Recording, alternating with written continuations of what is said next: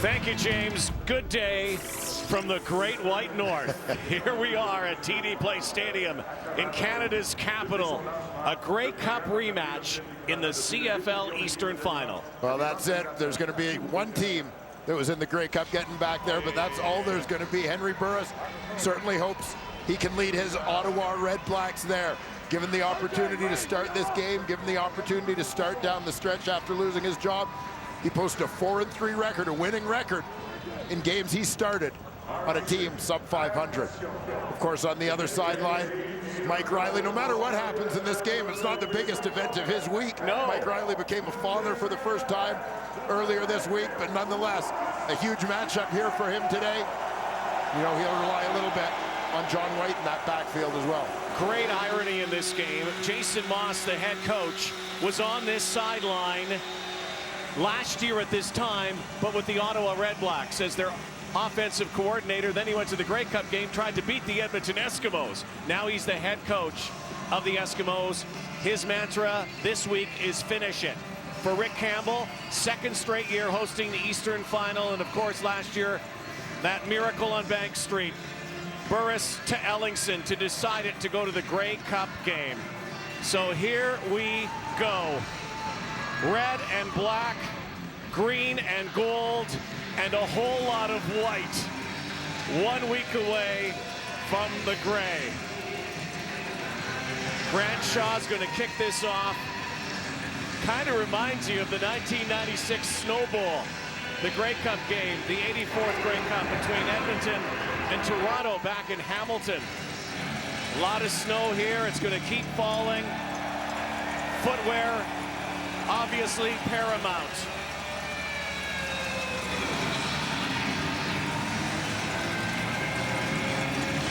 Eskimos to kick it off.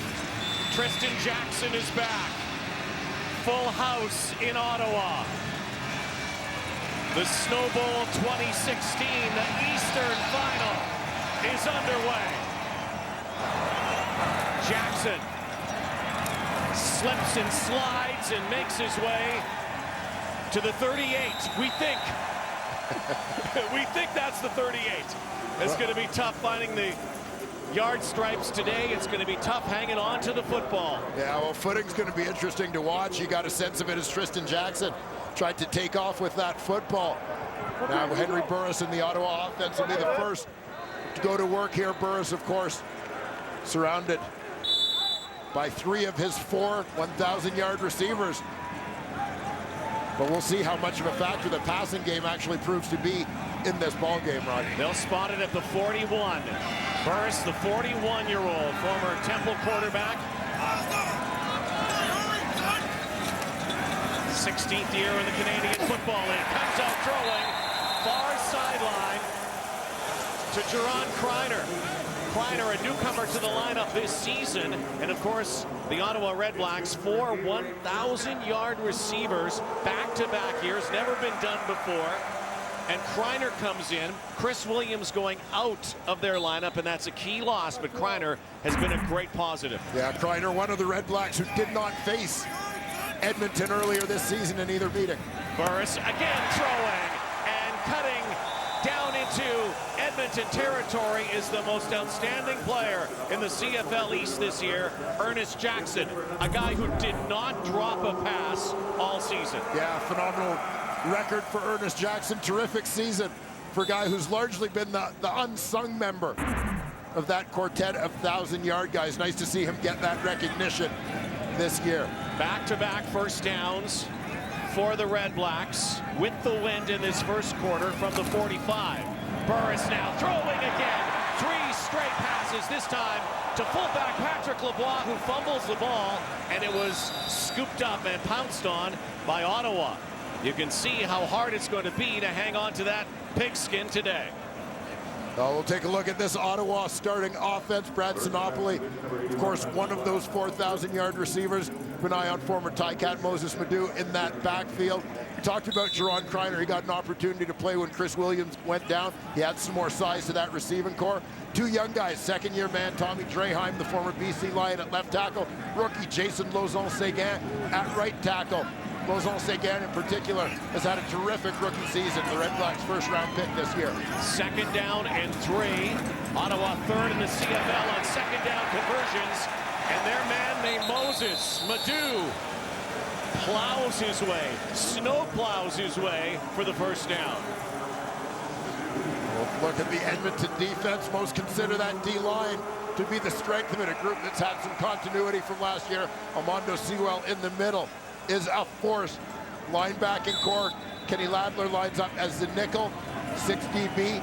Been very good in his first year. On the back end, they're healthy again. This is a group that received a boost from former Red Black Brandon Thompson, the field halfback. His arrival kind of solidified their secondary. Again, very difficult to see those yard stripes. They hand it off to Manu. Cut back that time, and a big hit from Kenny Ladler. Ladler was the hero, and Edmonton came up with the football, but the whistle had blown. Ladler, the hero last week in the win in the Eastern Division semifinal with the interception late against Hamilton. Watch for the kick-out block here from Ernest Jackson. This is part of what makes him so important, so valuable, so outstanding in this Ottawa offense. This is not just a 1,000-yard receiver, but this guy is a physical presence, doing the fullback's job there with the kick-out block on that run play. Again, very quick plays. These teams, both of them, don't huddle up. They go quick tempo. They get a lot of plays in the ball game, and that's why they rack up a lot of yards. We had movement on the line. Jamichael Dean looked like he had shifted over prematurely. Looks like procedure against Rick Campbell's Red Blacks.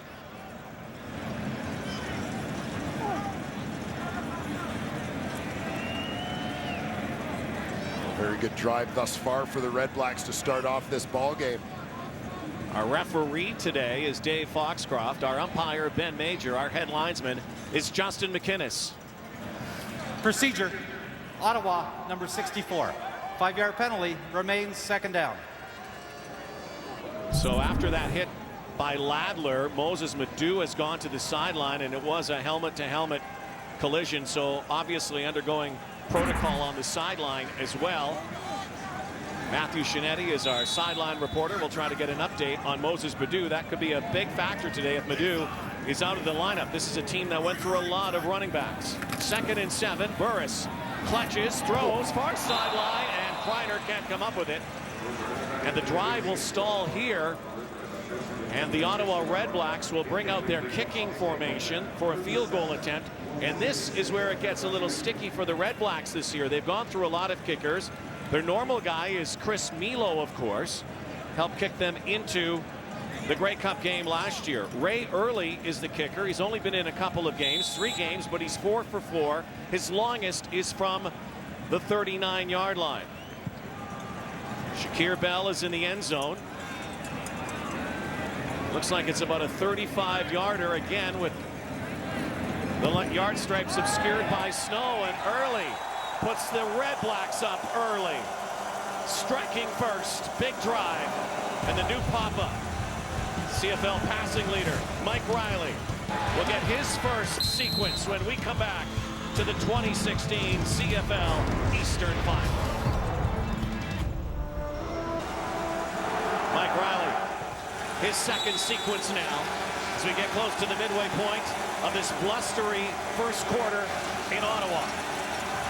Riley goes over the top, and it's a jump ball looking for Zylstra in double coverage. Brandon Zylstra added late in the season to the Eskimo lineup, and Mike Riley last week at fourth quarter, it looked like Mike Riley might not be able to go this week. As that game wrapped up, there was certainly some doubt. Riley left the game after taking this hit to his left arm. He was carrying the ball in his right hand, kind of led into contact with the left side of his body. They seem to check everywhere from his wrist to his shoulder along his left side. Obviously not 100%, but good enough to go here today. Stays in the pocket, far side, and right near the first down marker, Zylstra makes the catch. Brandon Zylstra, if you prorate his season, had he played the entire season, he also would have been a 1,000-yard guy. Guy who has chipped in with some touchdowns and has become a weapon to the Eskimos. Yeah, lines up as the wide side wide out here, just hanging out near that first down marker. Zylster's a guy who's capable of playing anywhere within their 5 receiver spots, so they'll move him around a little bit. The guy who gives them a little bit of balance in that passing game, keeps people honest as they try to overplay Bowman and Walker. They are going to be a yard and a half short again, though, of the mark of the first down, so it's Grant Shaw once more. There's Tristan Jackson. Back to return this kick. Another bouncing football. That's going to be tough for the kickers today, particularly against the wind, and some tempers short on that far sideline. Shaw Road to the Grey Cup continues later today. Western final, BC Lions in Calgary, where it's cold but not snowing apparently. Action gets underway following this game at 4 Eastern, 1 Pacific on TSN 1, 4, and 5. 21 weeks, 5 months, 4 teams left. Hundreds of stories, millions of snowflakes here today.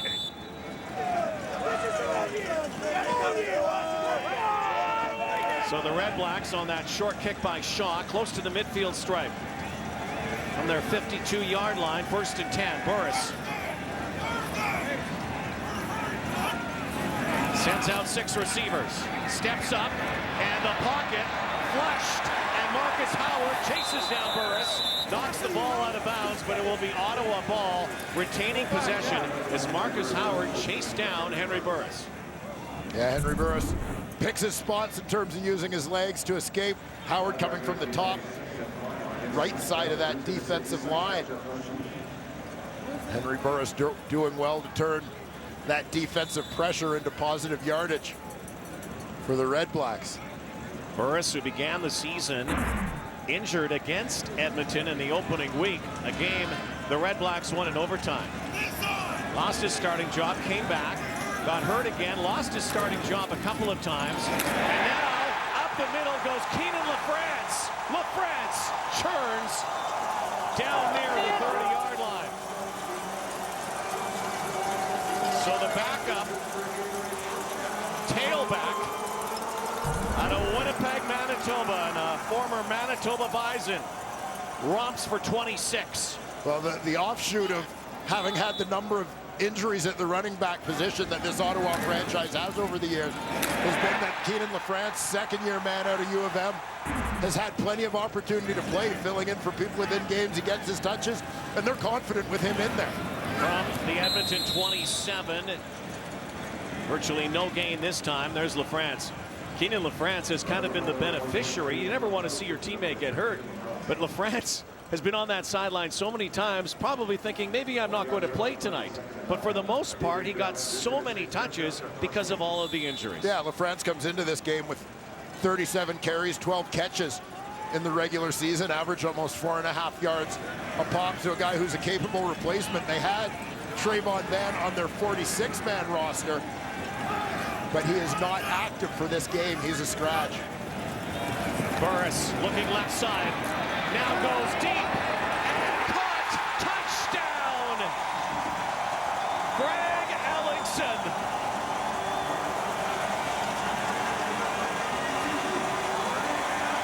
With a snow angel in the end zone. The guy whose prayer was answered last year.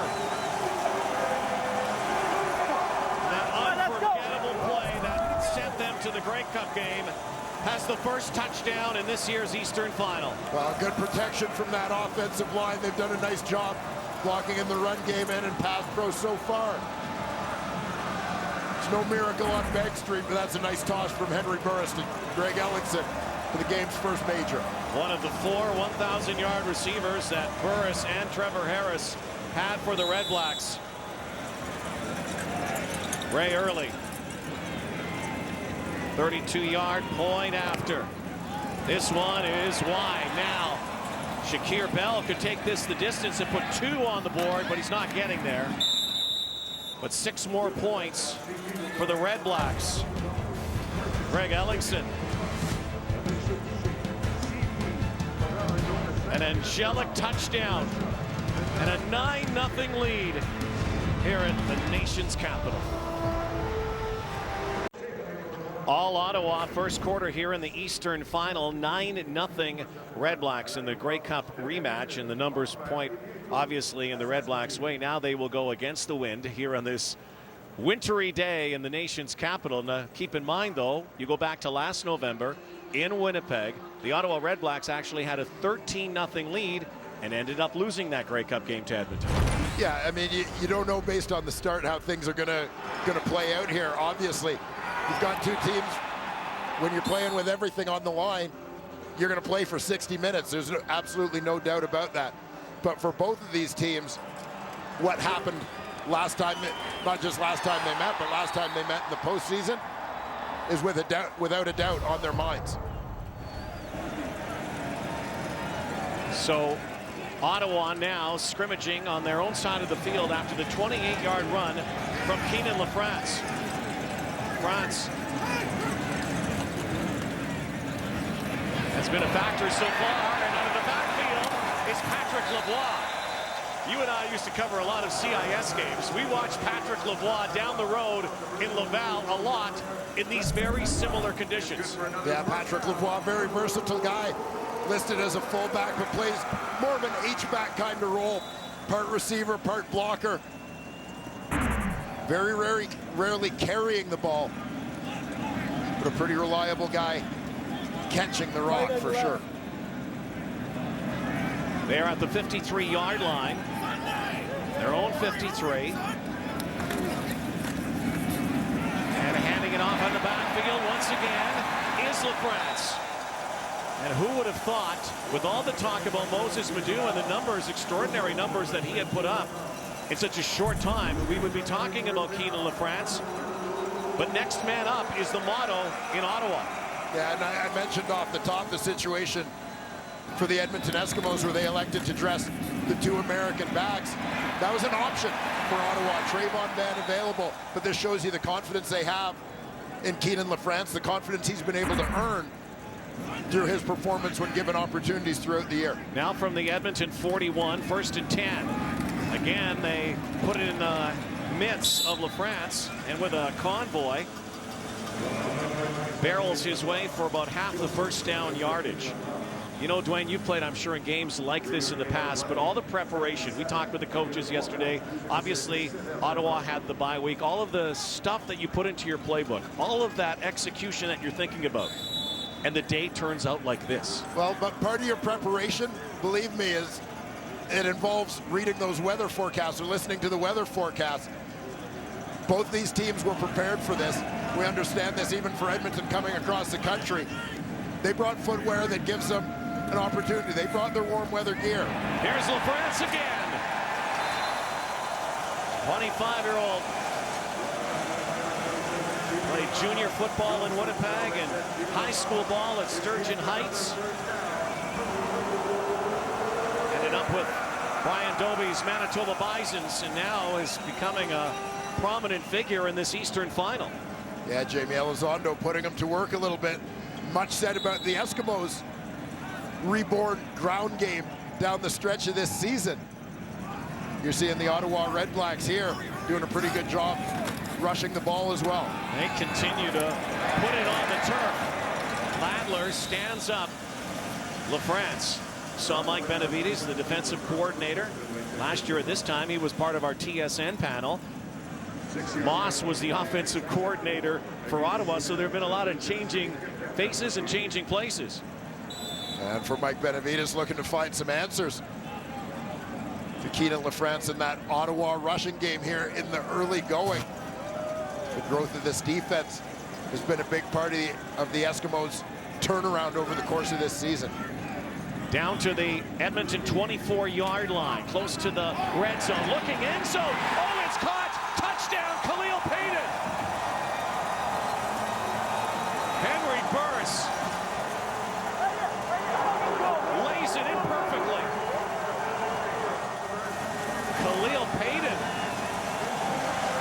who was given his walking papers from the Red Blacks this season and then given a callback, comes back and has a huge touchdown now here in the second quarter. Yeah, life is the forgotten man sometimes in that receiving corps. Khalil Payton, after the injury to Chris Williams, was brought back. You see exactly why. I mean, his was a case where he wasn't released because they didn't think he could play. It was just a numbers thing. And immediately when Williams went down, they knew he was the guy they wanted to step in and replace him. You saw why. So against the wind, the Red Blacks go for two. Will they get it? Yes, they will. LaFrance puts two more on the board. What an impressive drive that began late first quarter. Continues into the early second quarter. And Khalil Payton has his first CFL touchdown catch in the postseason.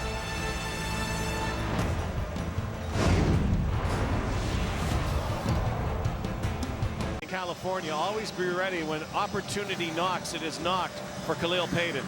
Well, it sure has, and one of the guys that helped make this happen, Tommy Draheim, in at left tackle this week. Terrific cut block there on Philip Hunt, one of the many pass rushers for the Edmonton Eskimos. That's one way to slow him down. He opens up throwing lanes, their line of vision for Henry Burris, who with that touchdown pass completed a 7-play, 93-yard drive, covering 4 minutes and 9 seconds. Shakir Bell tries to bolt up the middle. Antoine Pruneau is there to greet him. You know, you look at Khalil Payton, and again, what's happened to the Red Blacks, and like the Edmonton Eskimos, such a treasure chest of receivers.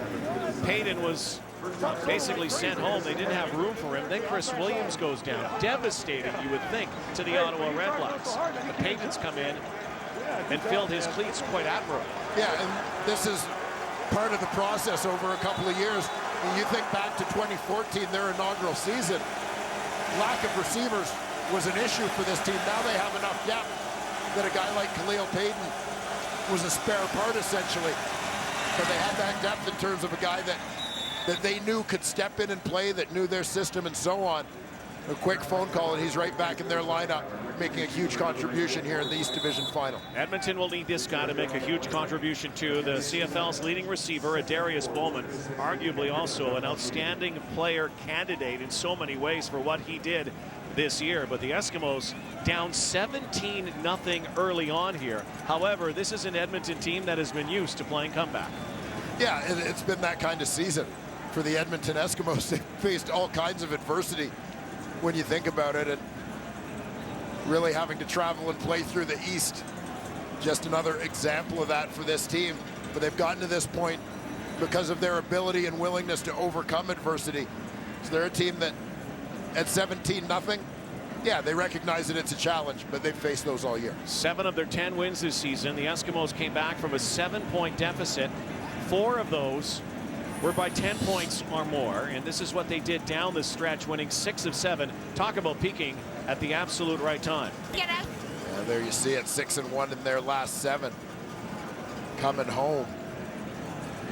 Much of that had to do just with continuity and getting players healthy, back in the lineup, and a defense that was still missing some pieces early in the season and finally found its way. Yeah, you look at these two teams. Ottawa won both games during the regular season. Obviously, both were close games, but both are different teams when you look at the lineup. For Edmonton in particular, nearly a quarter of their roster is different than what faced Ottawa early in the season, as they played each other twice in their first 6 or 7 games of the year.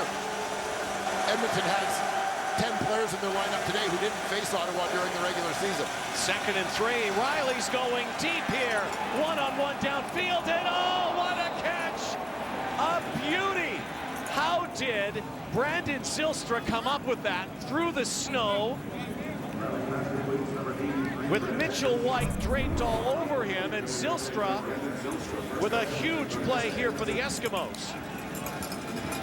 Brandon Zylstra, again, great concentration, gets the DB to settle his feet, but Mitchell White recovers nicely. But terrific concentration from the receiver. I guess the plan is you just look for the one dark spot against a white backdrop. Gutsy call on 2nd and 3 as well to go deep like that. And up the middle they go again to John White, who was such a force a week ago and last year. John White, something to prove this year. Has a Grey Cup ring but did not play. Ruptured his Achilles tendon early in the season, before the season began, and was a spectator. And John Climby talked about it in the pregame show today. John White Took a little while really to overcome that injury, even though he was back in the starting lineup this season. Took until into September before he started to look like the old explosive John White again. And he's been outstanding, over 100 yards in 4 of his last 5 outings, including last week against Hamilton. Riley throwing again and trying to come back to the ball on 2nd and 5. Best the Eskimos will do here is bring out the sure foot of Sean White. The drive will stall, and the Eskimos will get some points here. At least try to put up 3. And Sean White, you talk about dependable. Inside the 40-yard line. Has made 51 straight dating back to last season. 46 for 46 this season inside the 50. But keep in mind, Sean White has not ever had to kick this season through a blizzard. Jordan Lynch, the holder. They're going to fake it. Lynch is going behind center. Sends out some receivers. And he's trying to draw the Red Blacks offside. So a time count violation. And they'll keep White out here, and they'll do it for Time real count this violation. time. Edmonton number 5. 5-yard penalty. Remains 3rd down. Was a little slow to develop there. You kind of had a feeling he was trying to get them off on cadence. Yeah, and it's one of those where you pick your spots a little bit, right? Given the yardage, the field position, and so on. A calculated gamble by the Edmonton Eskimos, where the loss for them, or the difference in terms of the distance, isn't massive in terms of affecting Sean White's range. Instead of 26, it's 33. The wind is kind of swirling now, and it looks like it's coming a little bit into Sean White. The wind's changing. One thing that's not the snow. White shakes some snow off his foot and then pours it through once more. Money. Sean White puts his team on the board. Down 14 in the East Final. And Keenan LaFrance has become the X factor so far. A couple of huge gains for the Red Black running back.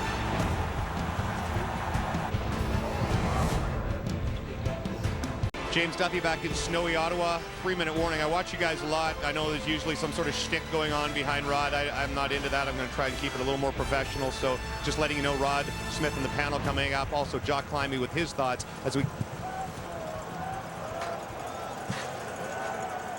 get set for the first half. Very icy James Duthie. To go Jock. JD's lucky he didn't get knocked out by that big clump of snow in the bottom of that bucket. That was wicked stuff. Hope JD's okay. To have James Duthie in the panel with us. Hear from them. 2.5 minutes from the Ottawa 50. 2nd and 3. Pounding the ground again. The frozen turf here. And this may require a measurement. It doesn't look like from here it's a first down. They have to bring the sticks out. It's a 100-yard rushing game, and they say it is a first down. So they move the chains. How about this? Keenan LaFrance, 100 yards on the ground, and we're not even at the half. Another one we didn't see coming. Yeah, I mean, this is what it's all about for any backup player, is being prepared to step in and perform at a moment's notice. First series of the ball game, Moses Madu goes out. Their number 1 running back, Keenan LaFrance, came in maybe expecting to play primarily on teams. He's been a huge factor offensively. Burris airing it out. Big collision there. Brandon Thompson. Ball unable to be secured. A quick reaction by Brandon Thompson towards the upper right of your screen, the former Red Black.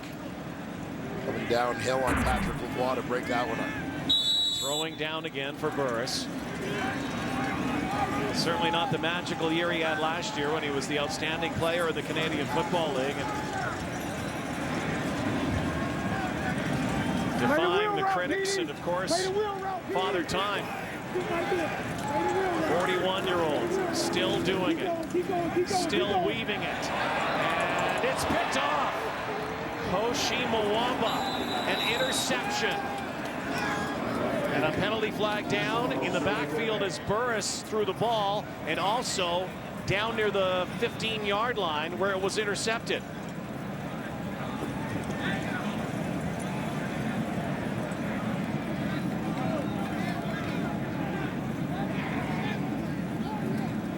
Koshi Mwamba, former St. FX star. Holding Ottawa number 58. That penalty's declined. After the interception, major foul, face mask, Ottawa number 9. 15-yard penalty, automatic first down. Ernest Jackson got a grip on the grill, and so now the Eskimos, the 2-minute drill here after that pickoff. Yeah, this one just got away from Henry Burris, and he's feeling the pressure. Where the holding call came on that play, it was the rookie right tackle, Jason Lauzon-Seguin.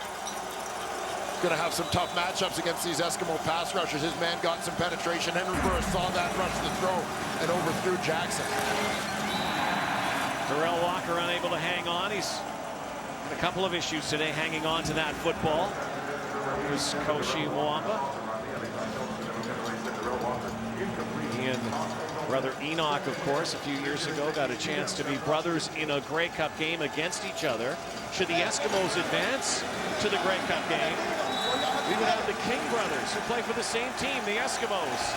But they got to get there first.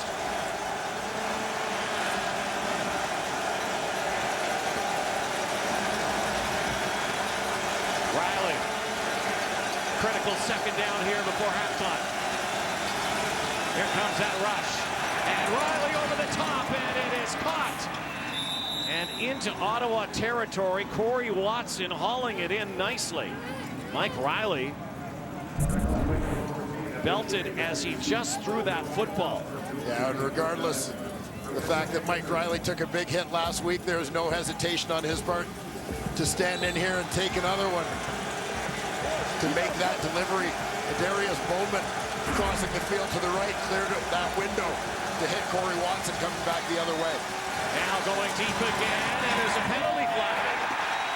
A good knockdown on the near side from Forrest Hightower.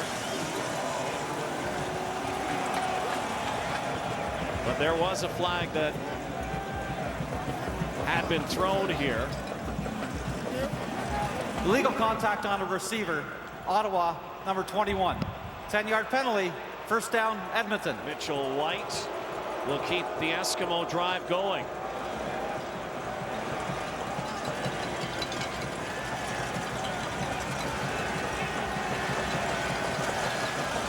Now down to the Ottawa 40-yard line, 1st and 10.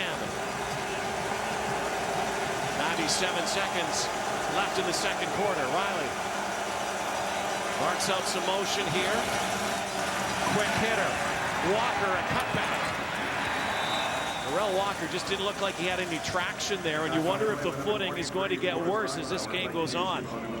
I suspect there will be a few guys changing their footwear at halftime of this ball game, knowing that with a little bit of a break in the game, that it's going to get colder. The field surface is going to get colder at halftime when there's nobody out here running around. So footing is surely going to get worse. Second down and 5.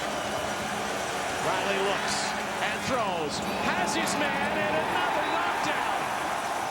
Chris Getzlaff wants a penalty flag, no flag, and once again it's Forrest Hightower going up high and batting this away. Very similar matchups both times for Forrest Hightower. The matchup is between Hightower, the halfback, and the number 2 receiver, Chris Getzlaff. On this play, in both instances, these 2 knockdowns for Hightower. Looks like he's beaten, but ball hangs up a little bit. That whole time-space relationship. Longer throw gives him a little more time to recover, and in both cases, he gets there to make a play on the football. Late sub here for the Eskimos. They got some trouble now. Play clock comes down. Sean White, 47 straight inside the 50 this season. This will come from the 42. Again, shaking off those feet. Play clock down to 6, down to 5. Bobbled snap. Kick is up, and it is hooked. Jackson in the end zone runs around, is thinking about this, and he does bring it out. And Tristan Jackson goes high, comes down on the sideline. And Sean White's first miss of the season inside the 50. And no points, not even a single. 17-3 it remains. Coming up at the half, Milt Stiegel, our precision playbook brought to you by GMC, breaks down. During the return, illegal block, Ottawa number 34. Half the distance to goal, first down, Ottawa. Billy Parker's 2010 Grey Cup interception. So the Eskimos cannot convert a turnover into points. Just 3 on the board before the half, and a long field here. There is a chance they could get this ball back before halftime, and in relatively good field position, but they're going to have to put the stops here to the Red Blacks. Yeah, 1 first down is critical for the Ottawa Red Blacks in this situation. The decision by Tristan Jackson. I know there's always that hesitation late in the half to bring that ball, to give up the single point late in the half.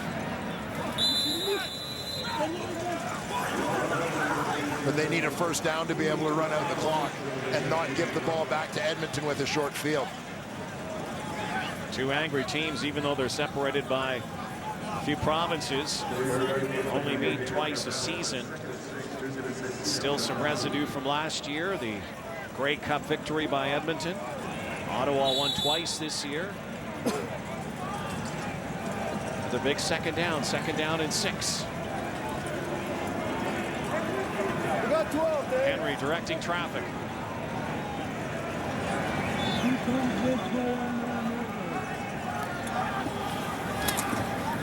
And he throws far sideline, and there it is.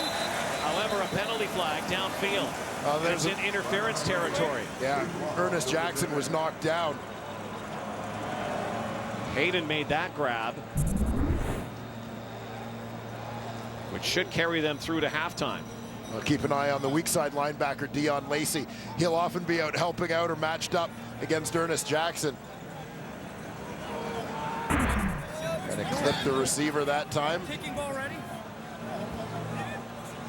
32 seconds on the clock before halftime. That first down, this first down, should be able to let the Red Blacks walk into the locker room Illegal with this lead. contact on a receiver, Edmonton, number 40. 10-yard penalty, first down. Jason Moss and his coaching staff and his players have some adjustments to make. The Eskimos were also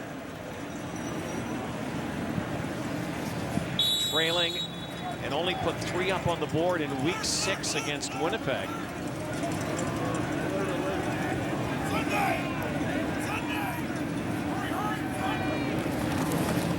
Henry's going to keep it on the ground.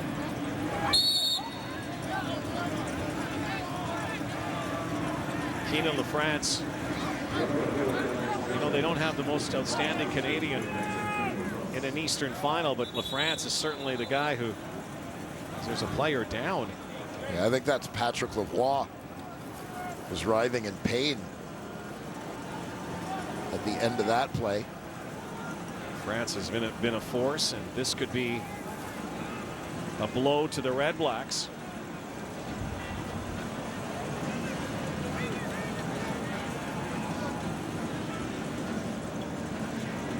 The former member of the Rouge et Or from Laval, Vanier Cup champion,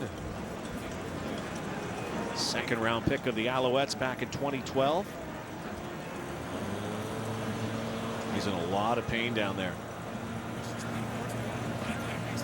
He got that right ankle. Yeah, he went down awkwardly at the end of this play. Lines up as the tight end here. He's going to be locked up, blocking the Eskimo defender. You see just at the end of the play. Right there, a rollover. Right leg rolled on.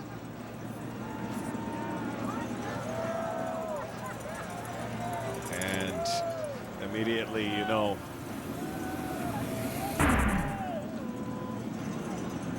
they try to stabilize that ankle. Yeah, now Ottawa still has Brendan Delanders who can play at the fullback spot and fill in, but this can affect some of their personnel packages and certainly some of their play calling. losing a guy like Lavoie. Well, they have brought him to his feet. He's going to hobble to the sideline. That did not look good. Tell you what, he deserves a Medal of Valor for just getting up after that. So again, we'll try to get an update for you on Patrick Lavoie. Still wincing. 27 seconds remaining.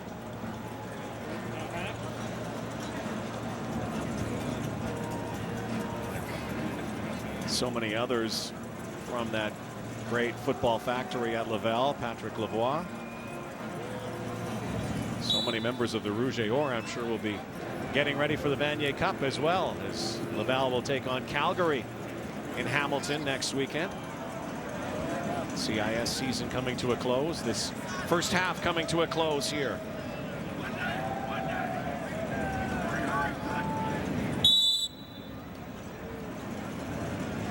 You know, the story obviously, Dwayne, is Keenan LaFrance, Henry Burris, and the Ottawa offense.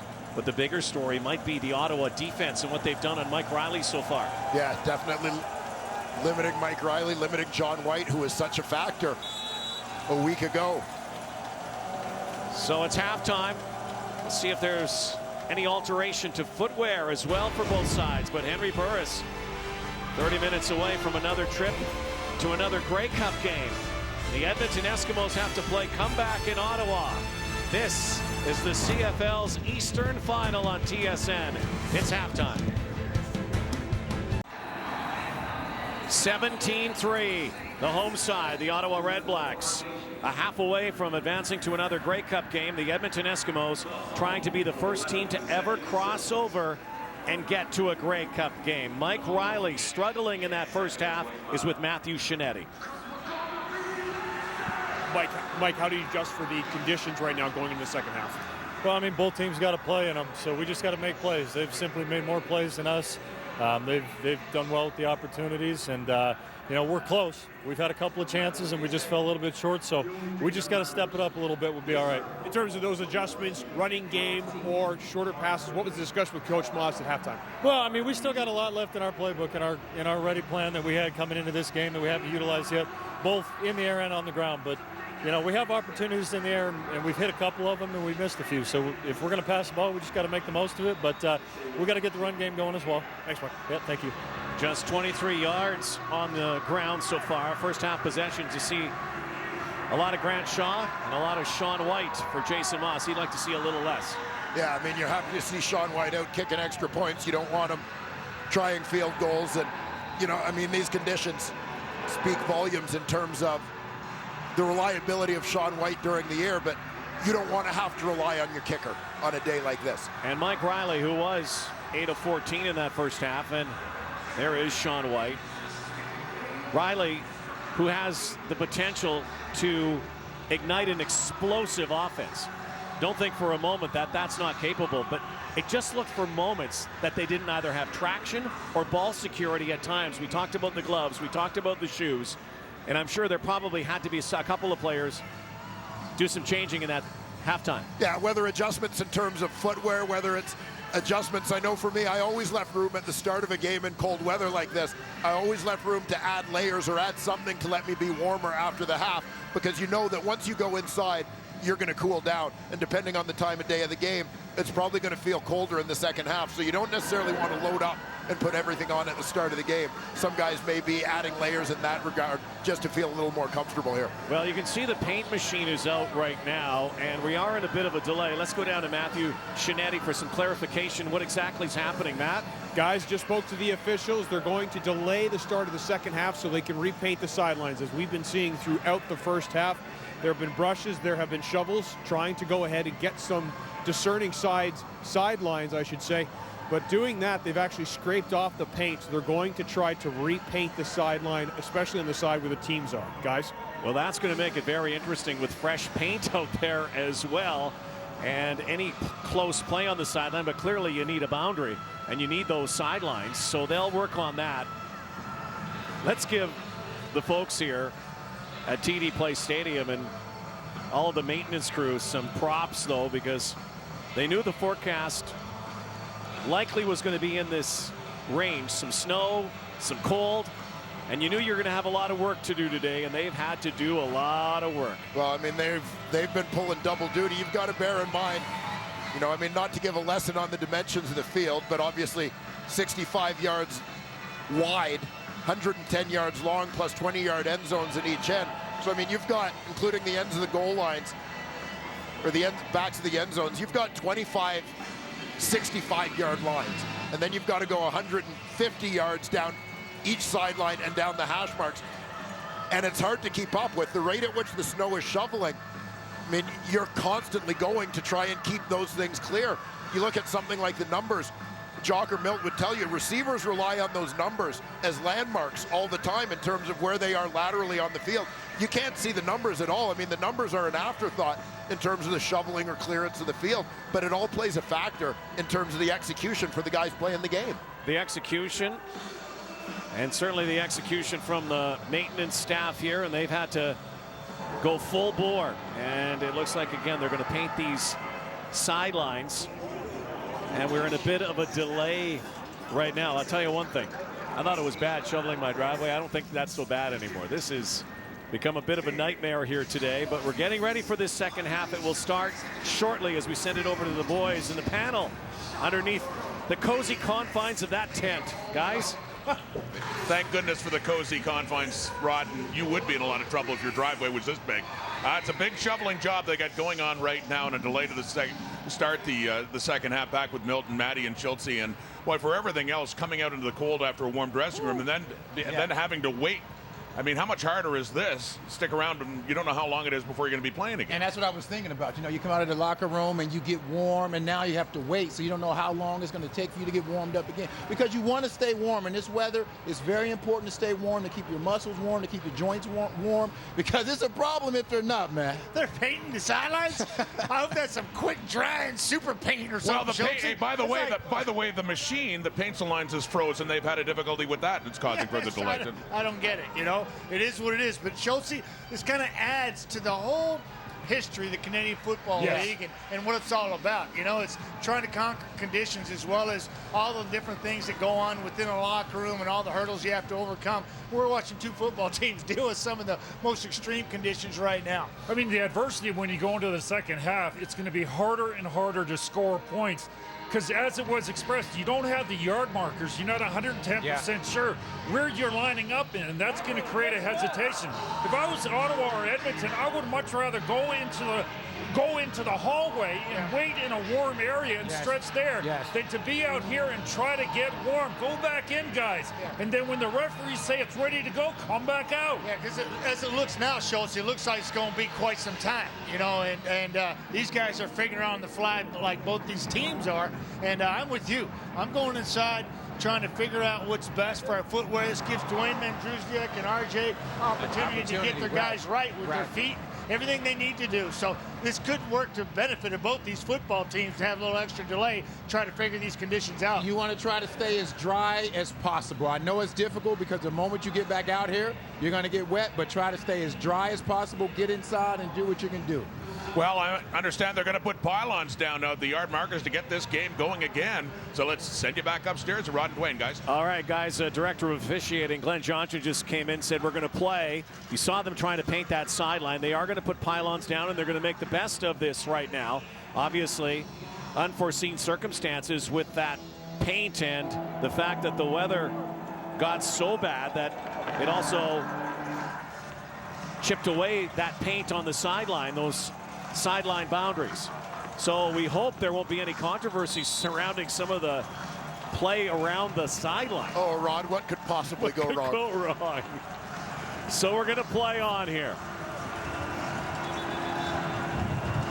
Old Man Winter today in Ottawa seems to be the winner. 17-3, REDBLACKS. The Edmonton Eskimos needing some big plays to get back in this. Eskimos deciding to go with the wind here in the third quarter. And again, it's swirling. We saw it affect both ends of the field, so maybe not as much a factor left to right. Zach Medeiros with the kick. Shakir Bell is swallowed up and dropped. So after a bit of a delay, getting things going here in the second half, Mike Riley. There's the numbers, 8 of 14, 124. Yeah, and again, I think both quarterbacks have handled the conditions pretty well in terms of throwing the football. It's very windy as you see that snow coming down sideways. But you got to believe that the Edmonton Eskimos are going to try and rely a little bit more on John White here, even if it's building off play action to enhance their passing game. There's play action to White. Riley rolling. You can see how hard it is even to roll out as he was looking again for Corey Watson. And Darius Bowman in this game only has 1 catch. And this is what these guys have done this season. Bowman and Walker, Batman and Robin, 19 touchdowns, almost 3,500 yards in receiving.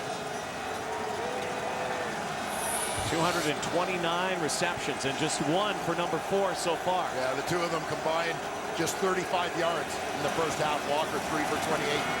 Here's the rush again and over the top and trying that little bubble screen, but there was nowhere to go for John White.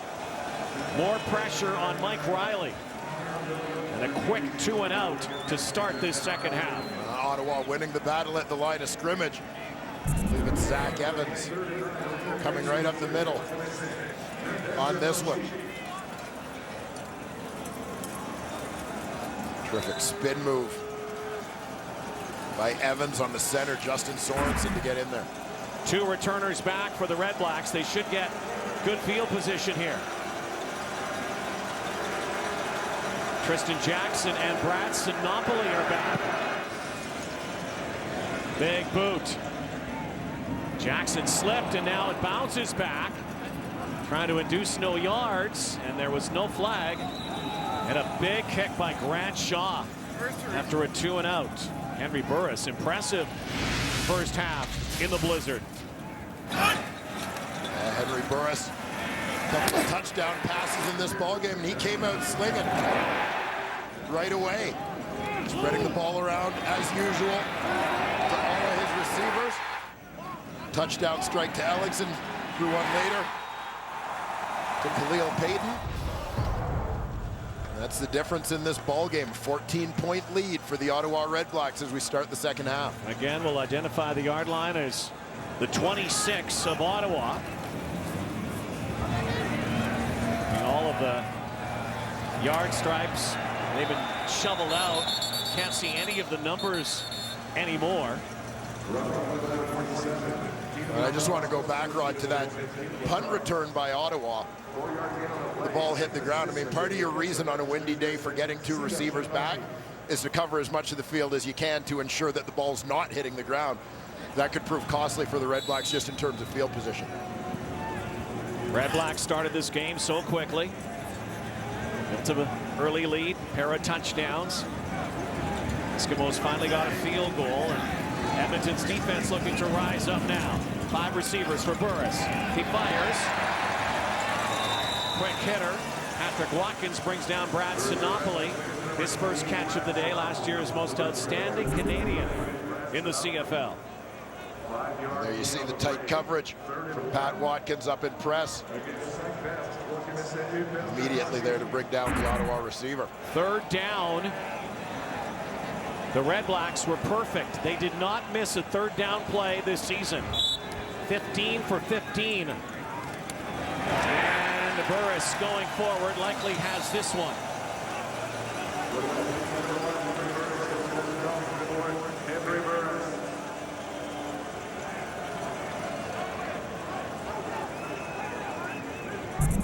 Looking at the spot. Burris diving forward. It was a long yard. They may even require a measurement here, but Red Blacks look pretty confident that they will move the sticks. I don't know how great a push Ottawa got on that one. That's another place where you have to consider the the traction. We always think about the skill guys and the change of direction, but just that straight ahead push, being able to dig in for the big guys at the line of scrimmage in a situation like that. They've got it. Well, that's the thing, 40, in a game like this. You know those gimme plays, those automatic plays that you normally have day to day, week to week? Forget that today. Nothing is for sure. Yeah, there's no such thing as automatic today.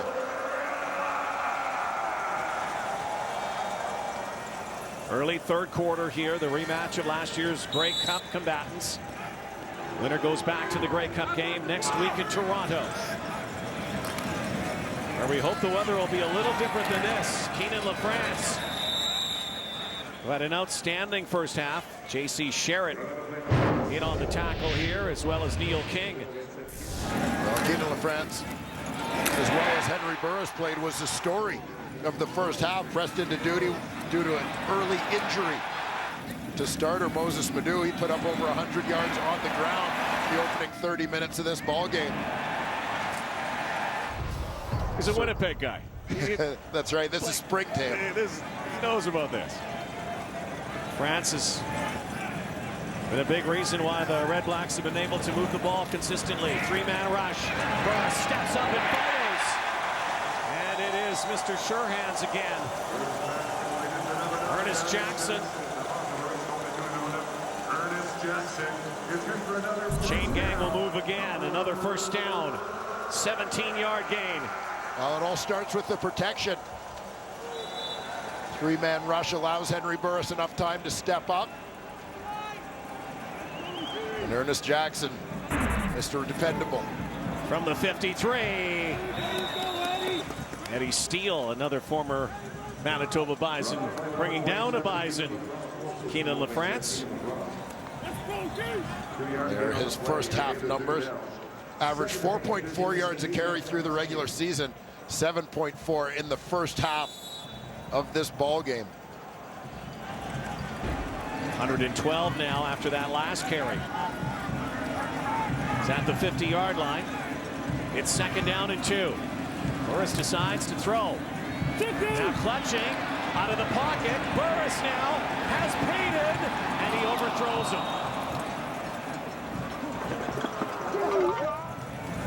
Oh, it was second and 8 on that play. So now third and 8 as Burris could not find Khalil Payton, who was open behind cover. And you talk about the footing. If you had your eyes on the right tackle, Jason Lauzon-Séguin there got pushed back on that play just because he couldn't anchor in the ground. It's like having skates on. One of the newest Red Blacks is Ray Early. Emergency call up last couple of weeks. Brandon Zylstra is back. Looks like a no yards call, 5-yard play. 5 added on to that. The Eskimos trying to rally back in Red Blacks house. 17-3.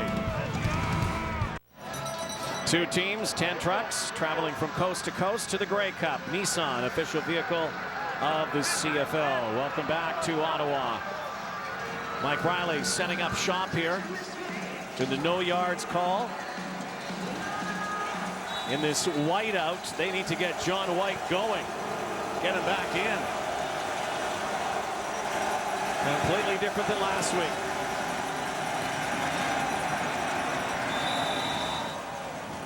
White had so much room to roam last week. A spectacular outing in the East Division semifinal. Yeah, John White has been red hot and really seemed to peak last week. Outstanding. 20 carries, 160 yards, 8 yards a pop. Had 2 touchdowns in that ball game. And the splits. 6 for 26 so far. Then again, they've been down 14. They've been putting the ball in the sky. Riley does it again. Bowman can't hang on. On a jolt there, there's a whistle. Mitchell White, one-on-one coverage. Darius Bowman tried to juggle it. Can't say enough about what the Red Blacks D-backs have been doing here. Yeah, this is a perfectly timed break and hit by Mitchell White to separate Darius Bowman from this football.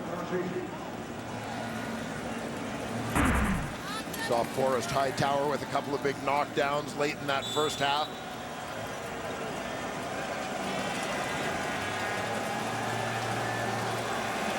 Two and outs to start the second half for the Eskimos. It's not going to get it done early on here. Again, they let this bounce to the ground. There is a no yards call. Jordan Lynch downfield quickly.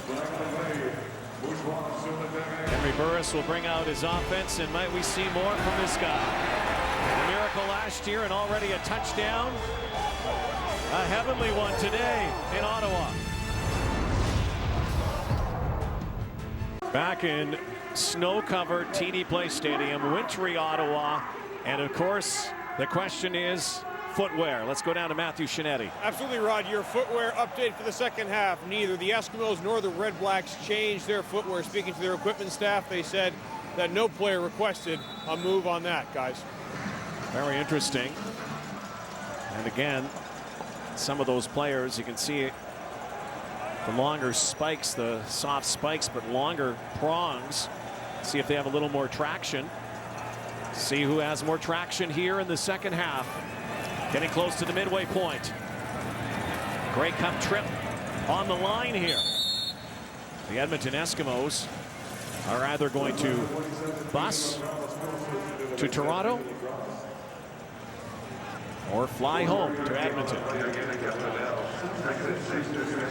Making their travel plans in advance. It's not a matter of complacency, but preparation, quite frankly. I mean, the Eskimos have already made a couple of trips east, coming across 2 time zones.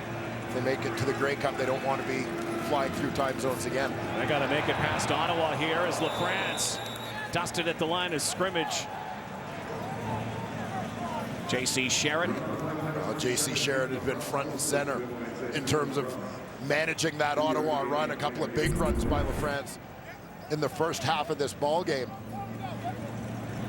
The Eskimos have adjusted slightly, become a little better prepared for the ground game. LaFrance still 19 carries, 119 yards thus far. What a phenomenal talent he is. J.C. Sherritt had an interception touchdown last time these teams met in Ottawa. Zylstra hangs on, snowed under. J.C. with a big stop. The Eskimos need points in the East Final.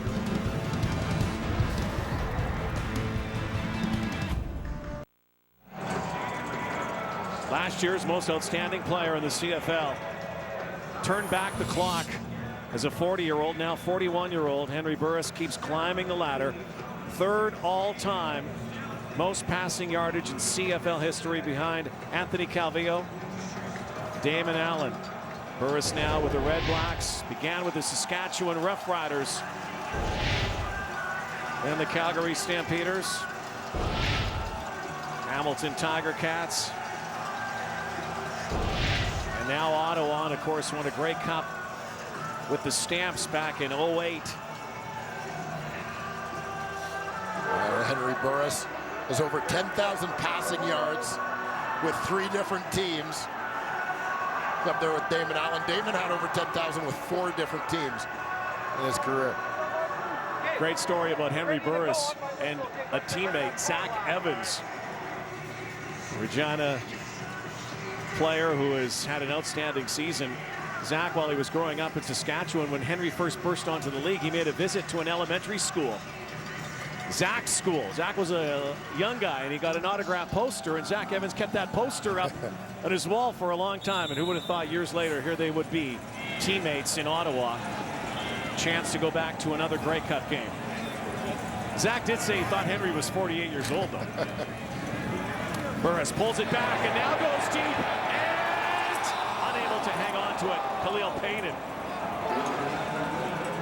Like he was losing there. Well, very close to being a huge play for the Ottawa Red Blacks. Henry Burris had all kinds of time, progressed through his reads, and he saw Khalil Payton, who's streaking from the right side of your screen, wide side, wide receiver. He had a step on Cord Parks, breaking to the middle of the field. Was just unable to come up with a sliding catch here. And when you slide today, you're sliding for a while, and Burris went sliding too. Somersaults back up. 2nd and 10 from the Ottawa 29. Here comes the heat. And Burris throwing it away. Yeah, they were trying to set up the screen to Brad Sinopoli, but the Eskimos There's seemed an to read intentional that. grounding play here, it looks like. Call came late, but I think they were just kind of determined where the line of scrimmage was. And there wasn't, it didn't look like anybody around. Burris is trying to say he was throwing a screen pass. Yeah, he had a receiver there for this. There is no flag on the play. 3rd down. So they've decided to pick that flag up. And they'll kick it away, and the Eskimos should get their best field position here in the 2nd half. Edmonton's had 3 drives, 2 2-and-outs. Ottawa's had 3 drives with 2 2-and-outs. So the defense is tightening up here. Well, for Edmonton to get back in this ball game, their offense seems to be spinning its wheels. May require a big play on special teams if they're going to get any kind of spark. Zylstra. And the return game is invisible today because it's so hard to make a return. Late flag here. Well, Mike Riley used to this stuff, playing comeback. Does he have another one here? A little more incentive this week. Brand new dad. Illegal block. Edmonton, number 48. 10-yard penalty.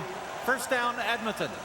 A really good conversation. You can't have a bad conversation with Mike Riley. He's one of the most thoughtful, really, truly nice athletes you will ever meet.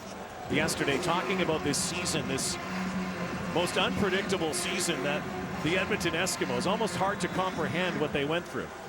Well, and everybody talks on the outside, talks about all the change that the Eskimos faced coming into this year, but you talk to some of their veteran guys, Mike Riley, Odell Willis, Adarius Bowman, and to all those guys, they don't see it. To them, the core group of the team, the nucleus of their team, has remained intact really since 2013 when they were still battling their way through some difficulties to try and become a contending team in the Canadian Football League.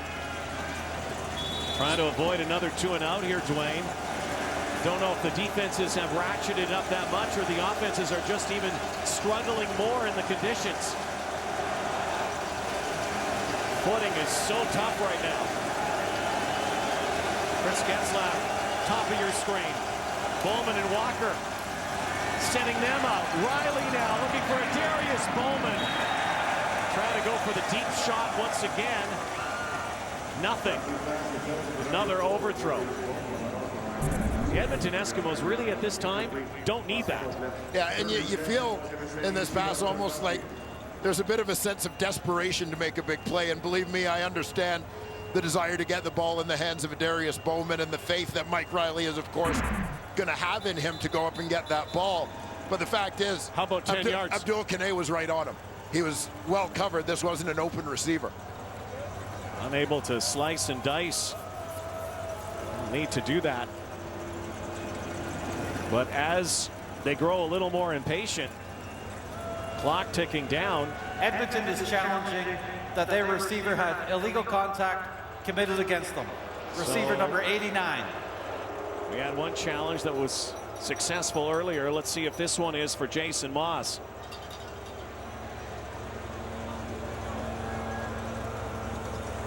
They're saying one of the receivers, they're saying it was Getzlaff that was being interfered with. So this will go to command. Let's take a look. And there you see Chris Getzlaff, the receiver in question. It's right there. He hits about 5 yards. It's tough to say if there was much of a push there, if that's just a footing issue that led him to slip in a situation where he wouldn't normally. So much talk this year about the interference calls and the DPI and plays that are away from the initial play as well that have been called or not called at times.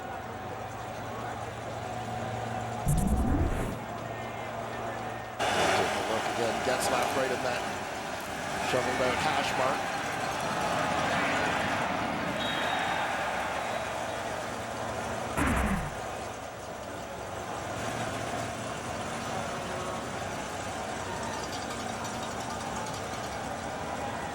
We'll see if this is positive for the Eskimos and Jason Moss or not. We have a verdict.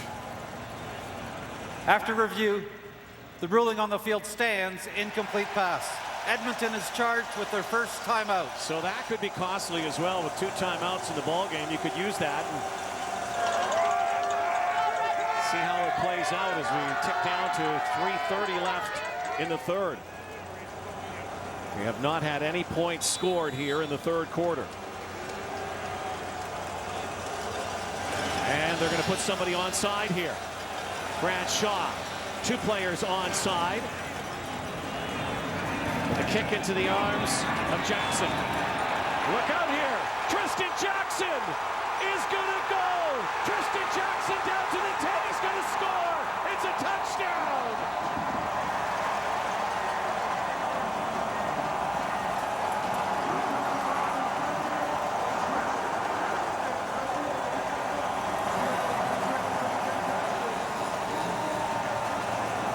I'll tell you from my perspective, the flaw in what the Edmonton Eskimos did and that play, you put 2 guys onside to the right, you didn't pump the ball high in the air to the right side to give them a chance at it, and one of the guys you put out there is your best cover guy, Dion Lacey. You took him out of your coverage, and Tristan Jackson runs it right up the middle for a touchdown. So similar to the touchdown that he had against Toronto in mid-season, where he took it the distance as well. This time the hole opened up. Tristan Jackson walks down the Edmonton sideline as a souvenir football, has a huge touchdown here in the third quarter. What a play from the former Edmonton Eskimo. And this is a team, the REDBLACKS, who have struggled in their return game this season. Not this time. Seas parted, should say the snow parted. Tristan Jackson took it the distance.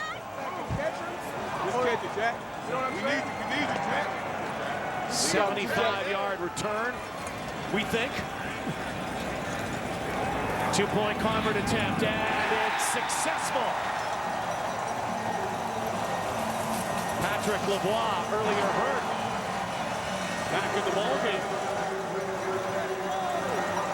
And right now, the REDBLACKS are pouring it on the Eskimos. 25-3. I'll take a look back at the big play. You'll see the 2 Eskimos getting out wide here. Dion Lacey, one of those 2 guys. But really, if you're going to put those 2 guys out to the right side, you've got to kick the ball high in an area where they can go and get it. And you got to get it up in the air in that territory. They're not getting the ball there. The ball's in the middle of the field where the returners are. You've taken 2 guys, and again, one of your best cover guys, one of the best cover guys in the league. You pulled out of the middle of your coverage, and again, not giving them a chance to recover an onside punt. And you see how it affects their coverage. Really, big hole right up the middle. Untouched. No wall, really. Not many blocks. And it was just a foot race won by Tristan Jackson. And the former offensive coordinator here in Ottawa, Jason Moss, just watches Tristan Jackson take it to the house. Well, now the deficit has grown larger. And even though you wanted to get John White in the game, now you got to really throw the football. But look at this. Shakir Bell rubs him right back. Great response. Now what can they do with the field position? Eskimos have been unable to penetrate that end zone. Just a field goal in this game. If they need an answer, Shakir Bell provides a big return here. And he followed the wall. Yeah, Shakir Bell, a guy hasn't returned all season until last week. And again, the Eskimos took the regular returner, Troy Studemeyer, off the roster in order to get 2 American running backs on, Bell being one of those. So he and Brandon Zylstra have been asked to be returners here in the playoffs. Mike Riley has to be an Iceman here as well. Can't panic. But the Eskimos, mandatory that they score before the quarter ends. Riley pitching it out now. And another big tackle. John White going nowhere. Jonathan Rose on the corner, cuts him down.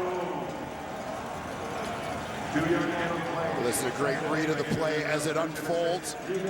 Nice reaction, good leverage by Jonathan Rose, rookie corner as well. Such an unpredictable game, this one.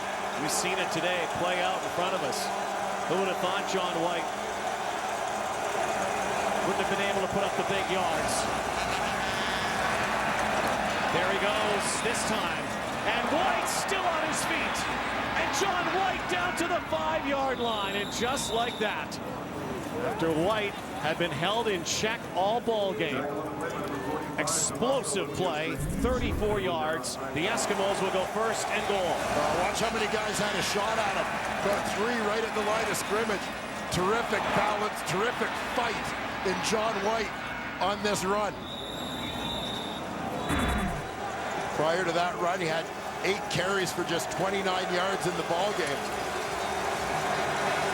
Eskimos threatening now. They need this. They'll hand it off again up the middle, and White is swarmed. Damaso Munoz initial contact. Eskimos first trip to the red zone in this ball game. They have to make the end zone. Yeah, I mean, this is it. If I'm Edmonton at this point, with the clock ticking down here in the 3rd quarter, and trips into the red zone, real hard to come by. I'm playing 3-down football right now.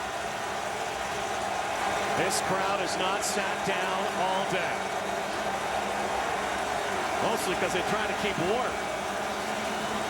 Riley now looks and fires, and it's a touchdown.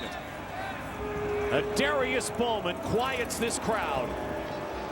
Here come the Eskimos. 2-point convert attempt coming up likely, which would make it a 14-point game. No, they're going to bring Shaun White out, it looks like. They're going to go for 1. Still a 2-possession ball game, though.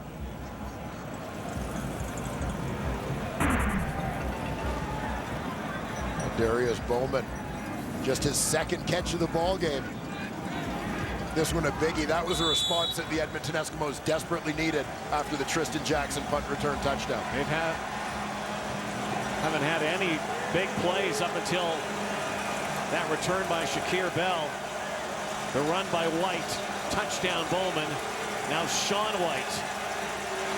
Final play. Point after 3rd quarter.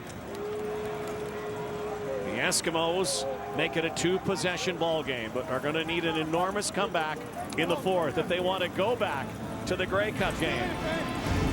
Darius Bowman finds the end zone. There, snow and shovels, big plays, and only one team can make it to Toronto next week. 4th quarter straight ahead from the CFL Eastern Final. Eskimos get a touchdown when they desperately need it, but they're still way back here.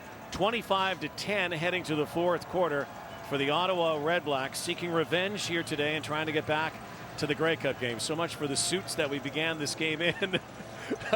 It's that kind of day here. Welcome to winter wherever you are across Canada. It has arrived in the nation's capital. Yeah, let's just do away with the magic of television. It's cold. We've had snow blowing in our faces in the booth all day. This is reality. Where did your notes go? My notes are soaked. There's been snow blowing in on them. What about the Edmonton Eskimos? They had that response right now. They're a team capable of coming back, playing big comeback, and they have that Grey Cup championship pedigree. It's going to have to serve them well here in the 4th. Yeah, a big thing that's become part of the Edmonton Eskimos' identity this season has been their ability to overcome adversity. They faced a number of different challenges from day one. The fact that they're here demonstrates that they've overcome them, and this is something that the team has bought into and believes. Tristan Jackson just goes to his knees, but he's been the difference maker here. And Shakir Bell answered his return, almost took it all the way. Yeah, this is where the response began. Offense struggling to get going, so Shakir Bell on special teams provides the spark. A big run by John White. Sets the Eskimos in up close. And back in Edmonton, finally something to cheer about. Yeah, celebrating the Adarius Bowman touchdown. Central Social Hall erupts, and I'm sure around Alberta, a lot of fans geared up for today, because after this one, McMahon Stadium, Calgary Stampeders, their unbelievable season, see if they can take their dream ride to the Grey Cup game up against the BC Lions. Had quite an improbable run of late. Their young quarterback, Jonathan Jennings, who has been nothing short of extraordinary. 2nd and inches. And a fumble football. Eskimos have it. The Eskimos have it. And Central Social Hall is probably erupting once more. Dion Lacey on a bad exchange from center. And now we got a bit of a Donnybrook here. And a penalty flag flies. Well, you wonder which team this is going to affect to the tune of 15 yards of field position. A dead ball foul. Face masks being grabbed. John Gott, the center, along with Henry Burris. That was a bad exchange, and suddenly, early in the 4th here, this could be a huge turning point in the game.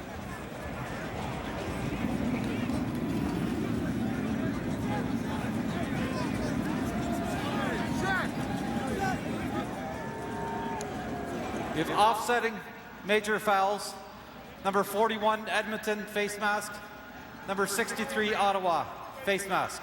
First down, Edmonton. Usually that's what happens in those scrums, offsetting. So a turnover here by the REDBLACKS. 2nd of the day. Interception, now a fumble recovery. It just looked like Henry Burris never really received the ball cleanly. It squirted back away from the pack, where there only Dion Lacey, another Eskimo player, in position to fall on it. Mike Riley can see some momentum here and make it even quieter at TD Place Stadium. Little pump fake. Now it gets batted down. Nobody home. Well, Dwayne Mandruziak had to bring a new helmet up for Shakir Bell, had to wear someone else's helmet. They were trying to, you can see them working on it right in the bottom left corner of your screen. Dwayne Mandruziak's trying to fix it, and they want to go with a 2-back set. Jordan Lynch came to the rescue. Big 2nd down here for both teams.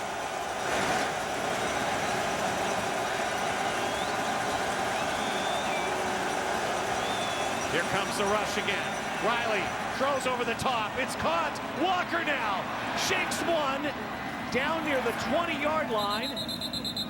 Darrell Walker, another big play. Riley, bit of a wobbler. Walker brought it in. And it's another 1st down into the red zone for the Eskimos. Well, you think all the time about using speed to get the ball deep, but the other way that speed is so commonly used in the CFL is on those crossing routes. They freed up Darrell Walker a couple times, and that being the biggest of the day for him. John White's in the backfield with Riley. Little cluster formation. He'll hand it off to John White. Down he goes. A gain of 1 or 2, minimal at best, so it's likely a throwing down again here for the Eskimos, who are trying to capitalize in the red zone. Touchdown here makes this a completely different 4th quarter. And Jarrell Gavins, the nickel for Ottawa, out of the game with an equipment issue. Looked like he had a problem with his helmet, which popped off on the last play. Jeff Richards got plugged in that spot. Vanton Brunos shifting into the box. Richards is in at free safety. Riley had Bowman in motion. Now goes end zone. Touchdown, Chris Getzlaff. The comeback continues. Well, Darius Bowman had a touchdown on his 2nd catch of the ball game. Chris Getzlaff, 1st catch of the day for him, and it's a biggie. Coming from the left side of your screen, you'll see number 89, crossing the hash marks towards the goalpost. And Mike Riley delivers a strike. Pinpoint from Riley. They'll again line up for the 32-yard point after. Let's go!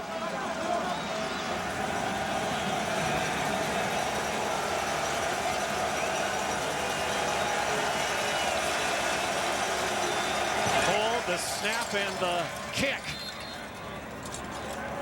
Suddenly, a very different Eastern final. Mike Riley delivers. Getzlaf, the touchdown. And the Eskimos are within 8.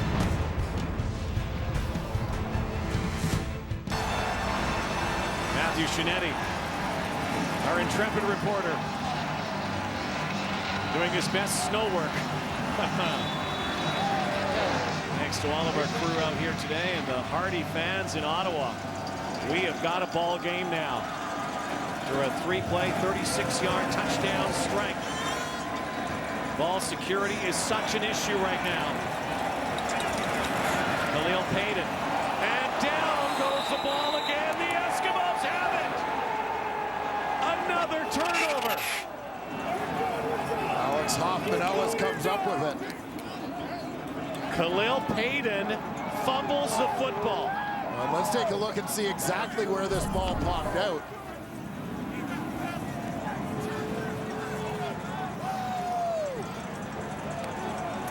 Right there. Yeah. That's Adam a fumble. Konar had a strip in the first half on Tristan Jackson that the Red Blacks were able to recover. Edmonton's third straight drive that starts in Ottawa territory. They've already put points on the board thanks to a fumble. It's the comeback now. Let's go. On the last possession. Trying to turn a turnover into points again. Play clock's coming down to 8 here. From the 47, Riley. Near sideline, and once again, hauling it in is Chris Getzlaf, who's played in a few of these games himself as well. He's a Grey Cup champion. The Saskatchewan Roughriders, most outstanding Canadian, as a matter of fact, as well. 2013. Good veteran pickup for these Eskimos. Other guy, quiet guy, but had some leadership in that room. Speaking of leaders, Mike Riley, so calm, so composed. His team down 22 at one point. Riley now, pump fake. Now pitches it out. A good thing that John White had ducked, or that would have been ugly. And Jonathan Rose bearing down Mike Riley for a second. Looked to run here, then thought he had an opportunity to White. Unable to come up with that cleanly. So he's 2nd and 10. Eskimos during the season, Darius Bowman, 40 second down catches. Darrell Walker, 26 second down conversions. Explosive offense. Need a second down conversion here. 4-man rush. Pump fake. Riley going deep. One-on-one. And out of bounds is Darrell Walker. He made that catch, but he was about 2 yards out of bounds. Ball sailed on Mike Riley.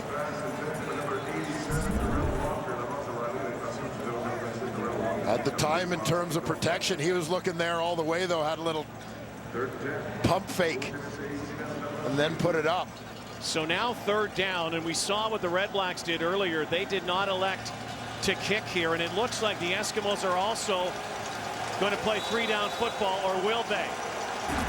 Certainly looks that way because they're playing into the wind here, and this would be outside of Sean White's range. So they're going 3 down here. 3rd and 10. Into the wind from the 34. Riley back to pass. Looking. Penalty flag. That will be a holding call.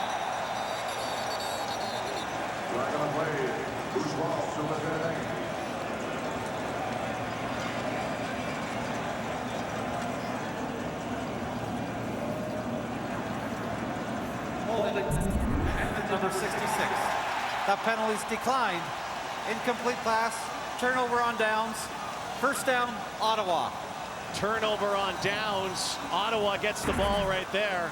We'll revisit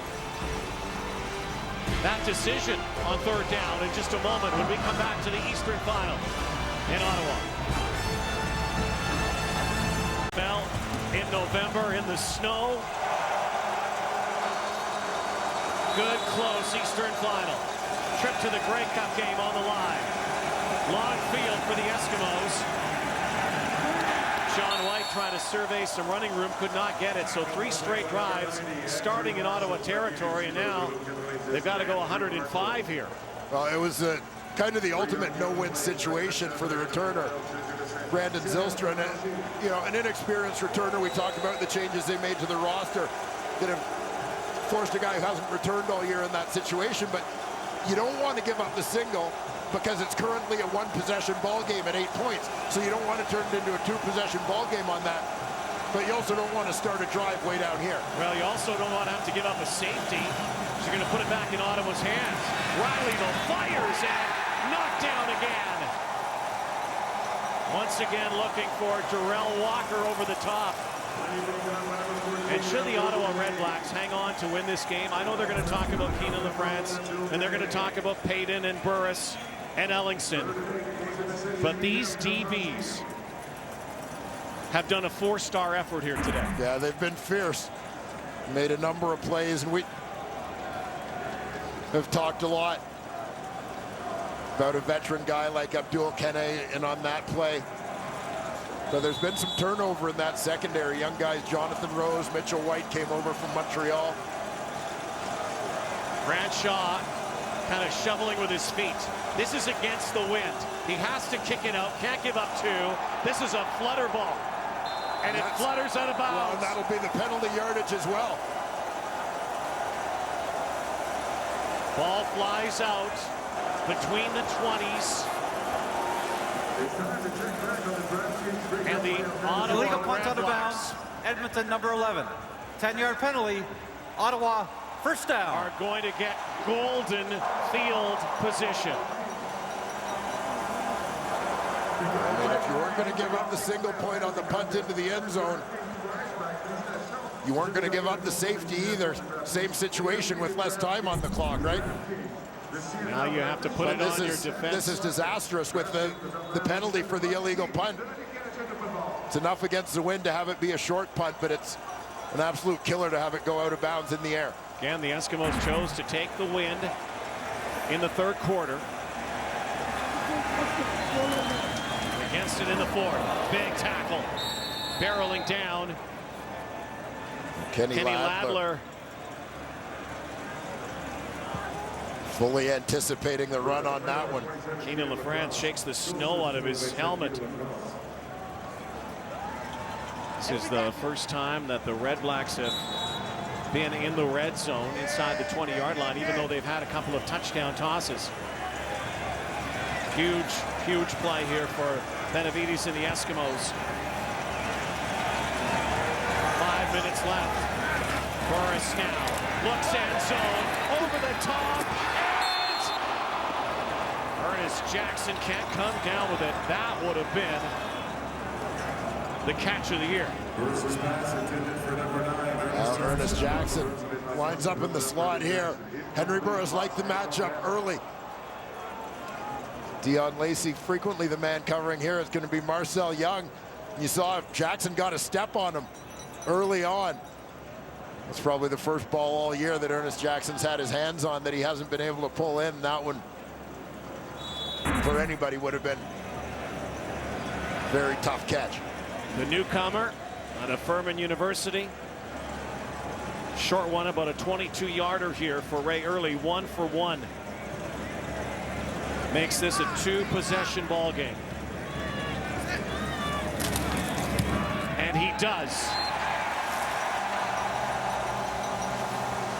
The REDBLACKS have a 28-17 lead, are 4.5 minutes away from going back to the Grey Cup game.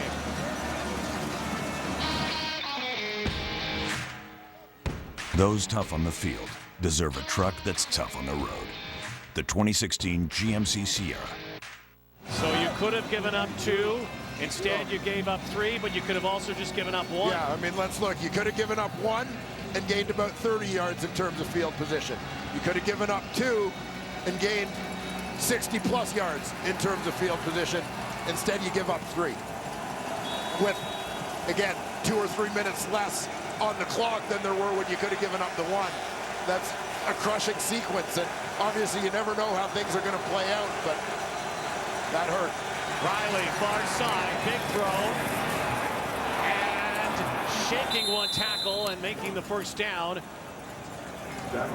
Mitchell White draped around him is Getzlaff, who has had an impact here in this fourth quarter. Go back, Dwayne, to that fumble, momentum with them. They go for the third down. They don't make it, and the big toss to Jerron Kreiner from Henry Burris. Changed the ball game in many ways. Riley again, quick hitter, time the enemy right now. They'll be short of a first down. Corey Watson snaring that. The Eskimos march, and if they can take it to the end zone or at the very least get a field goal, can make it very interesting. I mean, you feel like somewhere in this they're gonna need to hit a deep shot. And that's what Edmonton's going to be, or excuse me, Ottawa is going to be overplaying. Antoine Bruneau starting 15 yards deep. Free safety. One hopper for Zylstra. So second down, now it becomes a third down play. Yeah, your 3-down football all the way, obviously. 3-down football and an 11-point game here. You don't get this first down. That could be it. Especially giving it back to Ottawa in their own territory.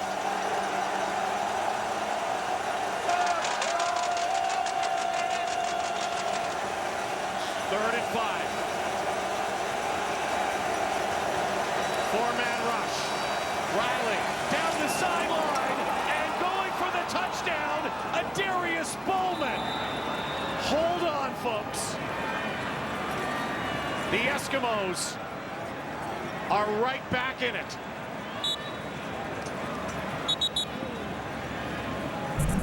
That's the same sideline that the Ottawa REDBLACKS won with a touchdown a year ago. Darius Bowman lines up in the slot, and it all began where Abdul Kanay trying to get hands on to impede him. Bowman gets a nice release. And Kanay missing the jam is out of position. On third down. Well, that's the bomb they needed. Now, of course, 5-point game. They got to go for 2 here. But the fact that they had the quick strike there, massive for the Eskimos. Only a minute 40 they needed. 4 plays, 75 yards. They don't make that first down there. Likely lights out. Yep. Now they're still breathing. Oh, this. Another pivotal play here.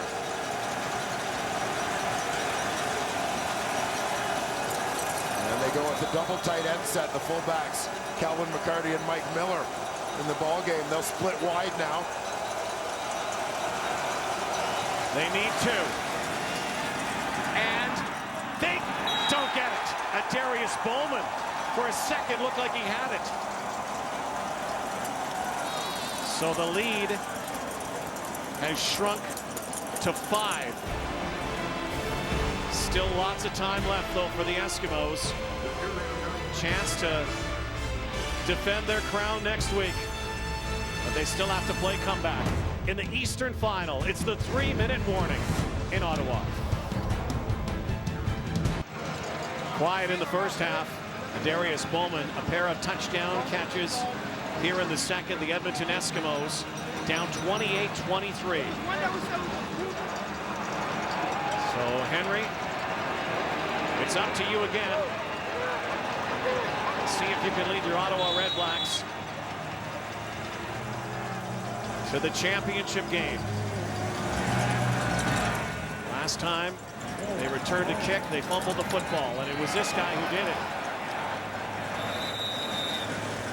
This time, ball security was not giving that thing up. Khalil paid it. So, we're talking about it in the break. A big first down here for the Ottawa REDBLACKS. Well, yeah, we talk all the time about important second down plays, important third down plays. This is an important first down play for Ottawa, because you've got to get yourself, I mean, you've either got to convert right away, or you've got to at least get yourself into second and short so you're not forced into a passing situation on second down. So what Ottawa manages to get here is significant. Burris in the shotgun.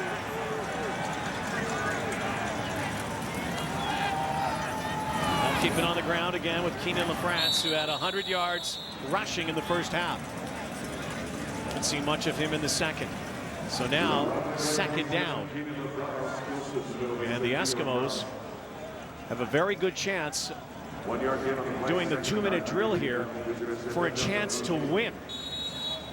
Moments ago, they were desperate, down 11. They go. Ottawa goes from their 2-back set back into their 5-receiver personnel here. 2 for 9, second half on second down. Burris now stepping up and delivers to Kreiner. Jerron Kreiner. 2 big plays here in the second half. Takes it into Edmonton territory. Kreiner wasn't a 1,000-yard guy. Didn't find his way into the lineup until partway through the season. But he certainly made his presence felt here with some big catches today. What did Henry Burris say to us as he was leaving our interview room yesterday? Look out for Jerron Kreiner.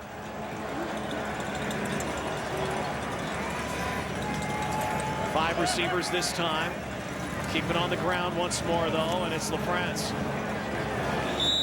Down to 2 minutes, and again, second down, critical here for the REDBLACKS and the Eskimos.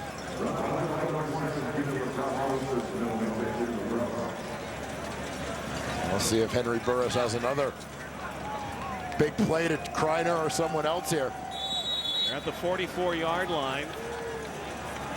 Field goal after this. For early, it would be about 51. Yeah, and you're probably thinking more in terms of ball possession. Yeah, I mean, punting for field position. Burris over the top, and that is caught. Ernest Jackson. That's clutch. That is clutch. Does it again, and this is why he is the candidate in the East for most outstanding player. Now the likely measure with 1:41 and time ticking down on the Eskimos.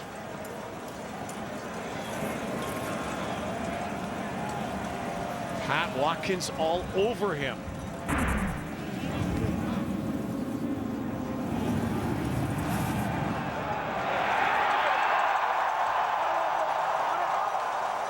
Massive catch. Massive first down. Can eat up the clock a little more as well.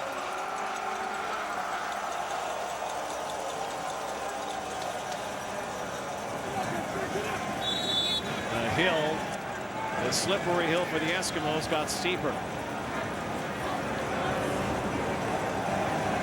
First and 10 from the 35.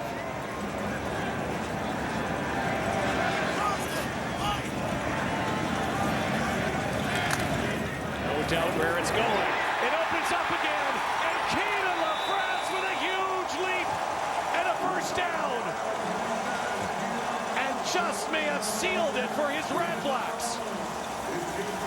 How about this kid? Keenan LaFrance has been outstanding today, and very fitting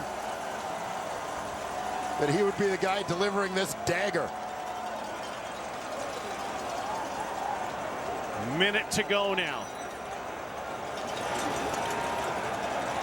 Ball protection. Pivotal here. And movement on the line.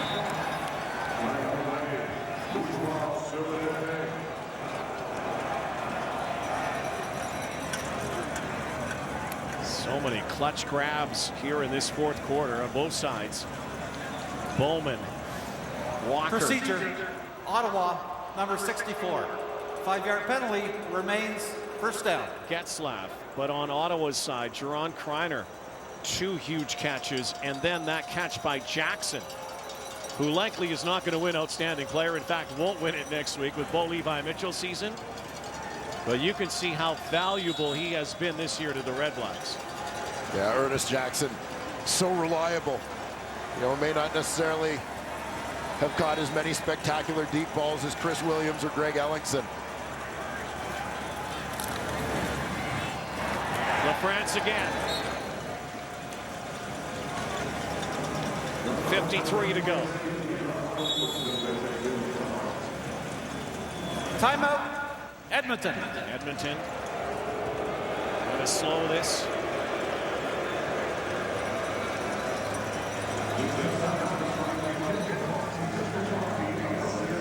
Crucial play coming up again. Ottawa can really work this clock for their benefit. The very worst, get a field goal and give Edmonton very little time to play with. But a field goal would make it an 8-point game. And you got to go the field.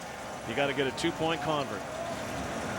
And from an Ottawa perspective, if you do end up in a field goal situation, and Edmonton's used their timeout, you're going to run the clock down. There's another 20 seconds gone automatically in a situation where you're leaving Edmonton with virtually nothing. Green and gold battled back, down 22 at one point. Burris hands it off again. Keenan LaFrance is going to score a touchdown.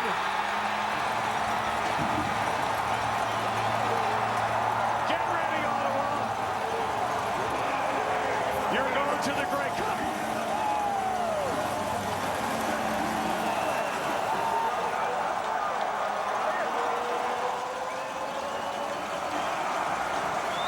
Keenan LaFrance has had a lot of great days. This young man from Winnipeg, Manitoba will never, ever forget the 2016 CFL Eastern Final. Yeah, he's been money today. Keenan LaFrance. Odell Willis was coming off that edge, anticipating a pass. He came hard up the field, looking to pass rush. Left him with no contain when LaFrance bounced it outside. He had an opening that turned it north-south.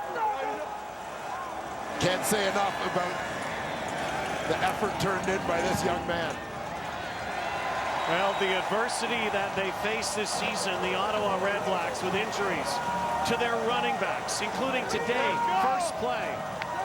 And this guy comes off the sideline and delivers one of the great performances in CFL, certainly Ottawa playoff history. Hey, no question who's getting the game ball today.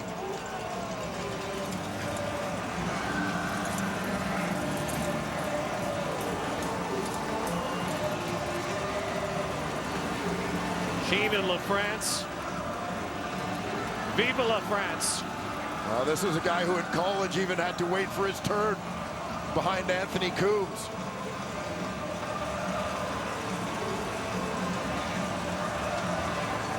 Resignation for the Eskimos. They will not repeat as Grey Cup champions. Roller coaster, peak and valley season. And Henry Burris, talk about the season he has had. The doubt that may have crept in. And once again on the biggest stage, the biggest stars shine.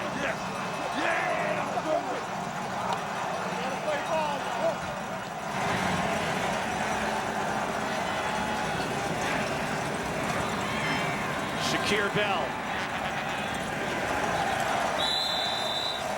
Yesterday, Jason Moss told us about being the offensive coordinator around Henry Burris and how Henry, to him, was the perfect quarterback as a leader, resilient. What he did with his arm, he said if he had to make the perfect quarterback, it was Henry Burris. And then he saw the same thing in Mike Riley, and in so many ways, Mike Riley's like Henry Burris. At 41 years old, to be doing what he's doing is remarkable. Yeah, and I mean, this is the story. This back half of Henry Burris's career. Major foul, unnecessary roughness, Edmonton, number 27. 15-yard penalty, first down. Well, Henry just always seems to be one step ahead of Father Time.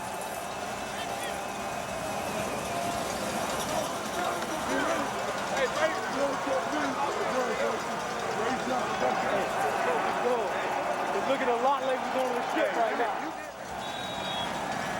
38 to go. The Eskimos will not go 3-0 in Ontario as Riley looks for Zylstra, goes high up and makes an outstanding catch in front of Abdul Kanay.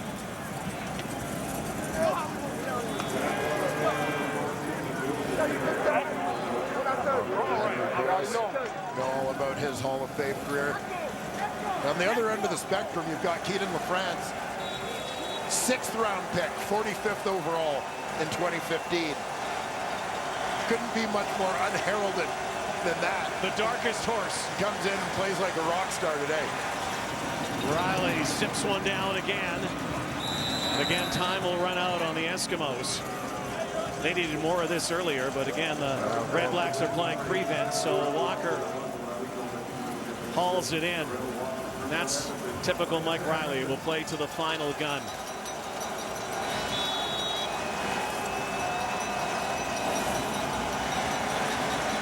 Riley, end zone again, over top, with 7 seconds coming down to the final play here. This game, this day will be remembered for a long time, like last year's Eastern Final, but this time for the snow, the conditions, and for Keaton LaFrance and the Ottawa REDBLACKS, who get their revenge. Well, I mean, Ottawa came in here as a first-place team, getting a bye, hosting, playing at home, yet still an underdog in the minds of most. 3 seconds, 2 seconds. There still will be one more play. Yes, they were 8-9-1. An Eastern Division champion has never been under 500. And 2-6-1 at home, playing an Edmonton team that had a winning record at 5-4 on the road. I mean, Ottawa was considered an underdog in every way coming into this ball game. That's what Henry Burris thrives on, right? That guy wearing number 1 loves that. This will do it. One more week to go. One more game to go.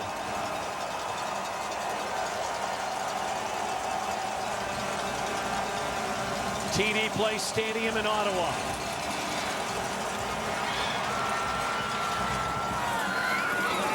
Can start the party. Redemption for the Red Blacks. Ottawa is going back to the Grey Cup game.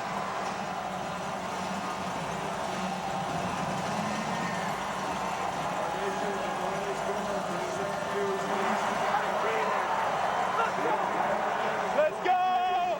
We're going back! We're going back, T-Dot. Here we come! Well, they're going back thanks to you, Keaton LaFrance. In so many ways.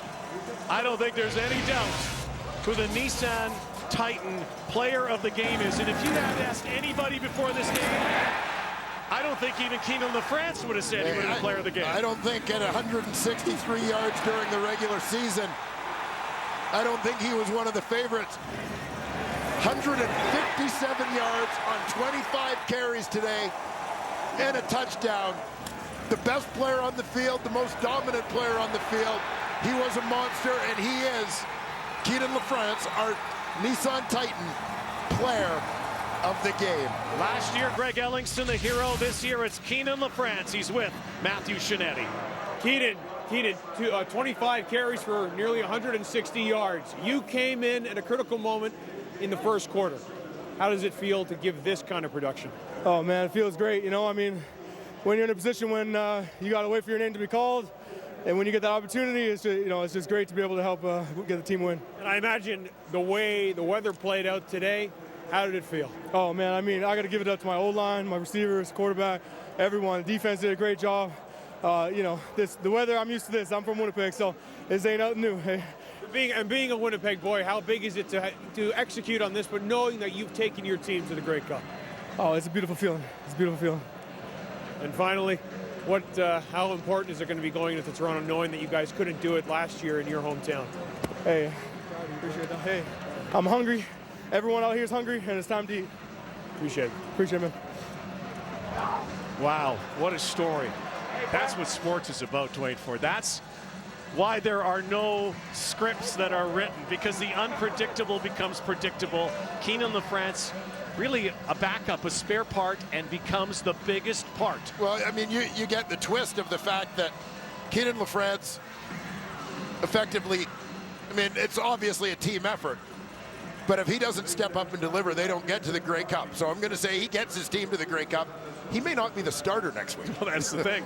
Well, how about, there's so many other guys, and I know Keenan LaFrance with 157 yards, the day of his life. Jaron Kreiner, huge catches in the fourth quarter down the stretch. Greg Ellingson, Khalil Payton, the resilience, and of all things, back-to-back years. Guess who is taking his team? And a guy who had lost his job a couple of times, and he is with Matthew Shinetti. Wow. Henry, I was just saying, we've done this before. This is the third time in 4 seasons. I'm telling you, you're going to the Grey Cup. How does it feel? You know what? It feels just as good as the other ones did. I mean, for this team to overcome all the adversity that we've dealt with this year, and myself personally, along with a number of my teammates here, and to fight through it and to make sure that we did the right things at the right time. I mean, this team definitely earned this with true stripes and came out with some of the craziest inclement weather you could ask for in the championship game here in the East, and we're able to deal with it. Of course, we had some turnovers there, but we fought through it and did what we needed to do to get back to the big one this year. I want to ask you about your own journey, but Keenan LaFrance, to come in at such a key time today, how big was that? You know what? We were in the sideline just before that final drive.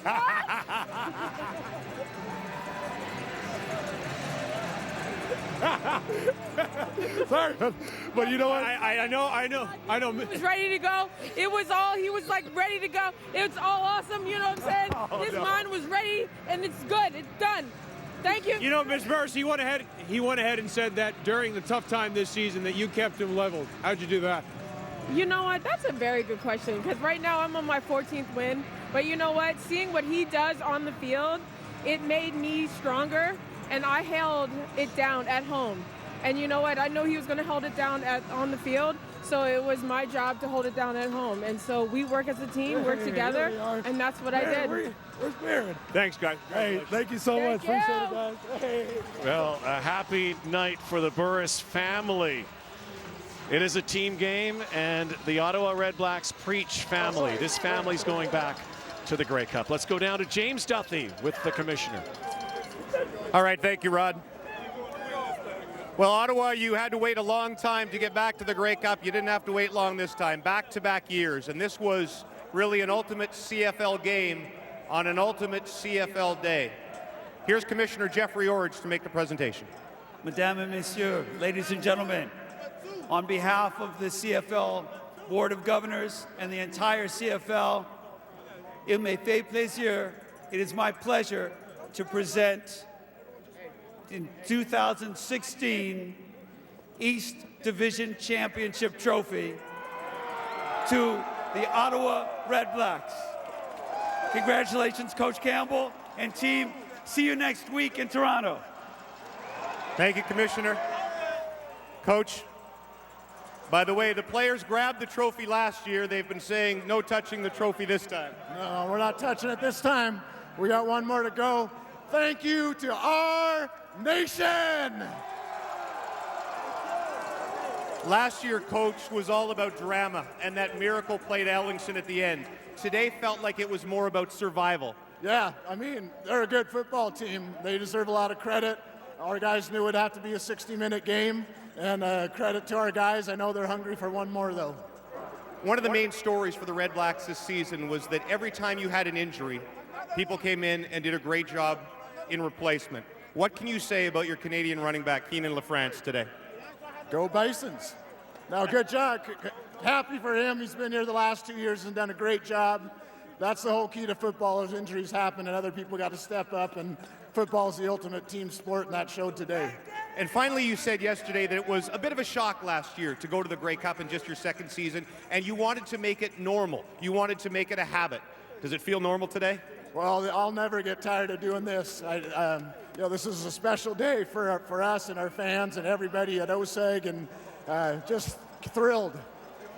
Congratulations, Coach, and congratulations to the Ottawa Red Blacks, off to the Grey Cup for the second straight year.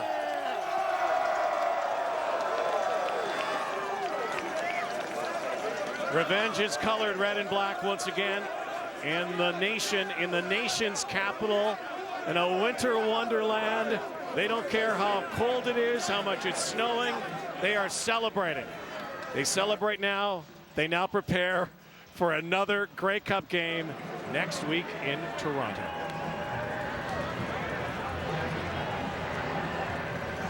The no-touch rule right now for the Eastern Trophy. What a great game. What a great win for the Ottawa Red Blacks. Rod, take it away. All right, thank you, Rod. And yeah, what a terrific finish for the Ottawa Redblacks. You know, we talked about this game in the snow and how the weather had dominated so much, calling it a nice slice of Canadiana, you know, professional football in November, and a nice touch too with a Canadian, really an unlikely star in this football game in Keenan LaFrance, who comes off the bench and ends up having the day of his life. Of course, not the only one contributing to this football game as Ottawa goes back to the Grey Cup again. The panel, Milt Stegall, Matt Dunnigan, and Chris Schultz. I mean, what can you say? So many different twists and turns in that second half. What it looked like, Matty, a 14-point lead might be safe just because of the bad weather. Well, naive comment or naive thought from me, because it just doesn't seem to ever be safe. Edmonton made it a game. Yeah, and you would trust that they would, and they did. And hats off to them for fighting and making it a gallant effort. But there was too much of a lead to overcome late for him. And to get back to Keenan LaFrance, I think the story of this football game, other than the weather and overcoming those conditions, absolutely just phenomenal effort on this young man's part. Being ready, stepping up, 163 total rushing yards on the season, and he has 157 in the biggest game of his life. And he said that he was running hungry and his teammates were hungry. I guarantee it. They're feeding bison right now to this football team, because this kid was absolutely phenomenal in his effort. And I think it exemplified what Coach Campbell talked about there at the end. Ultimate team sport.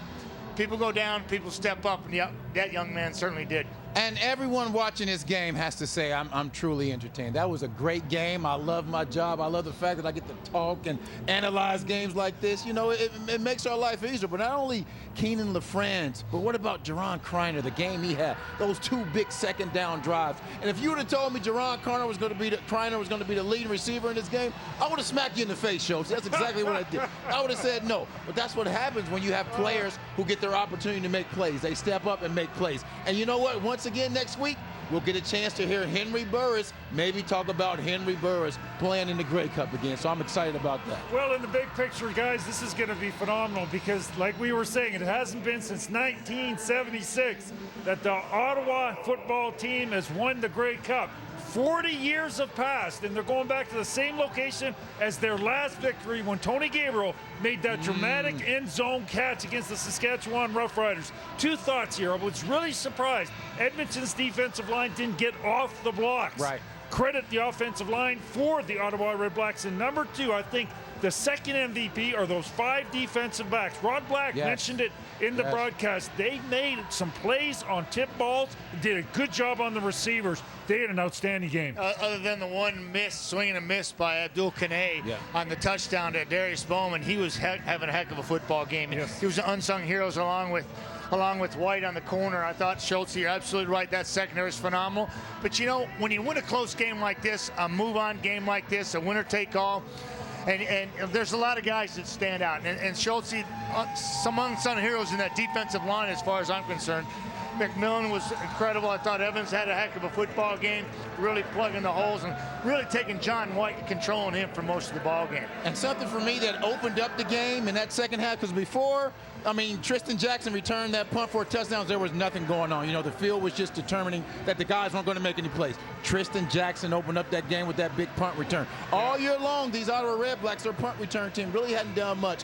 Against Toronto, Tristan Jackson had that return. But today, I think that was the game-changing play, allowing these Ottawa Redblacks to go back to their second consecutive Grey Cup. Dwayne Ford talked about it. You know, they take a couple of their best cover guys on the punt unit and they put them on side.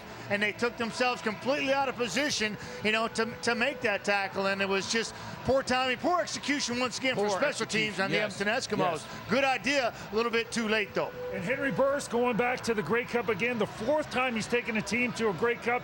Credit the velocity and the strength of the young man's arm, because there were moments, because of the weather here, you had to have a strong arm, and Henry demonstrated that. The time off for an older athlete in Henry Burris was very beneficial.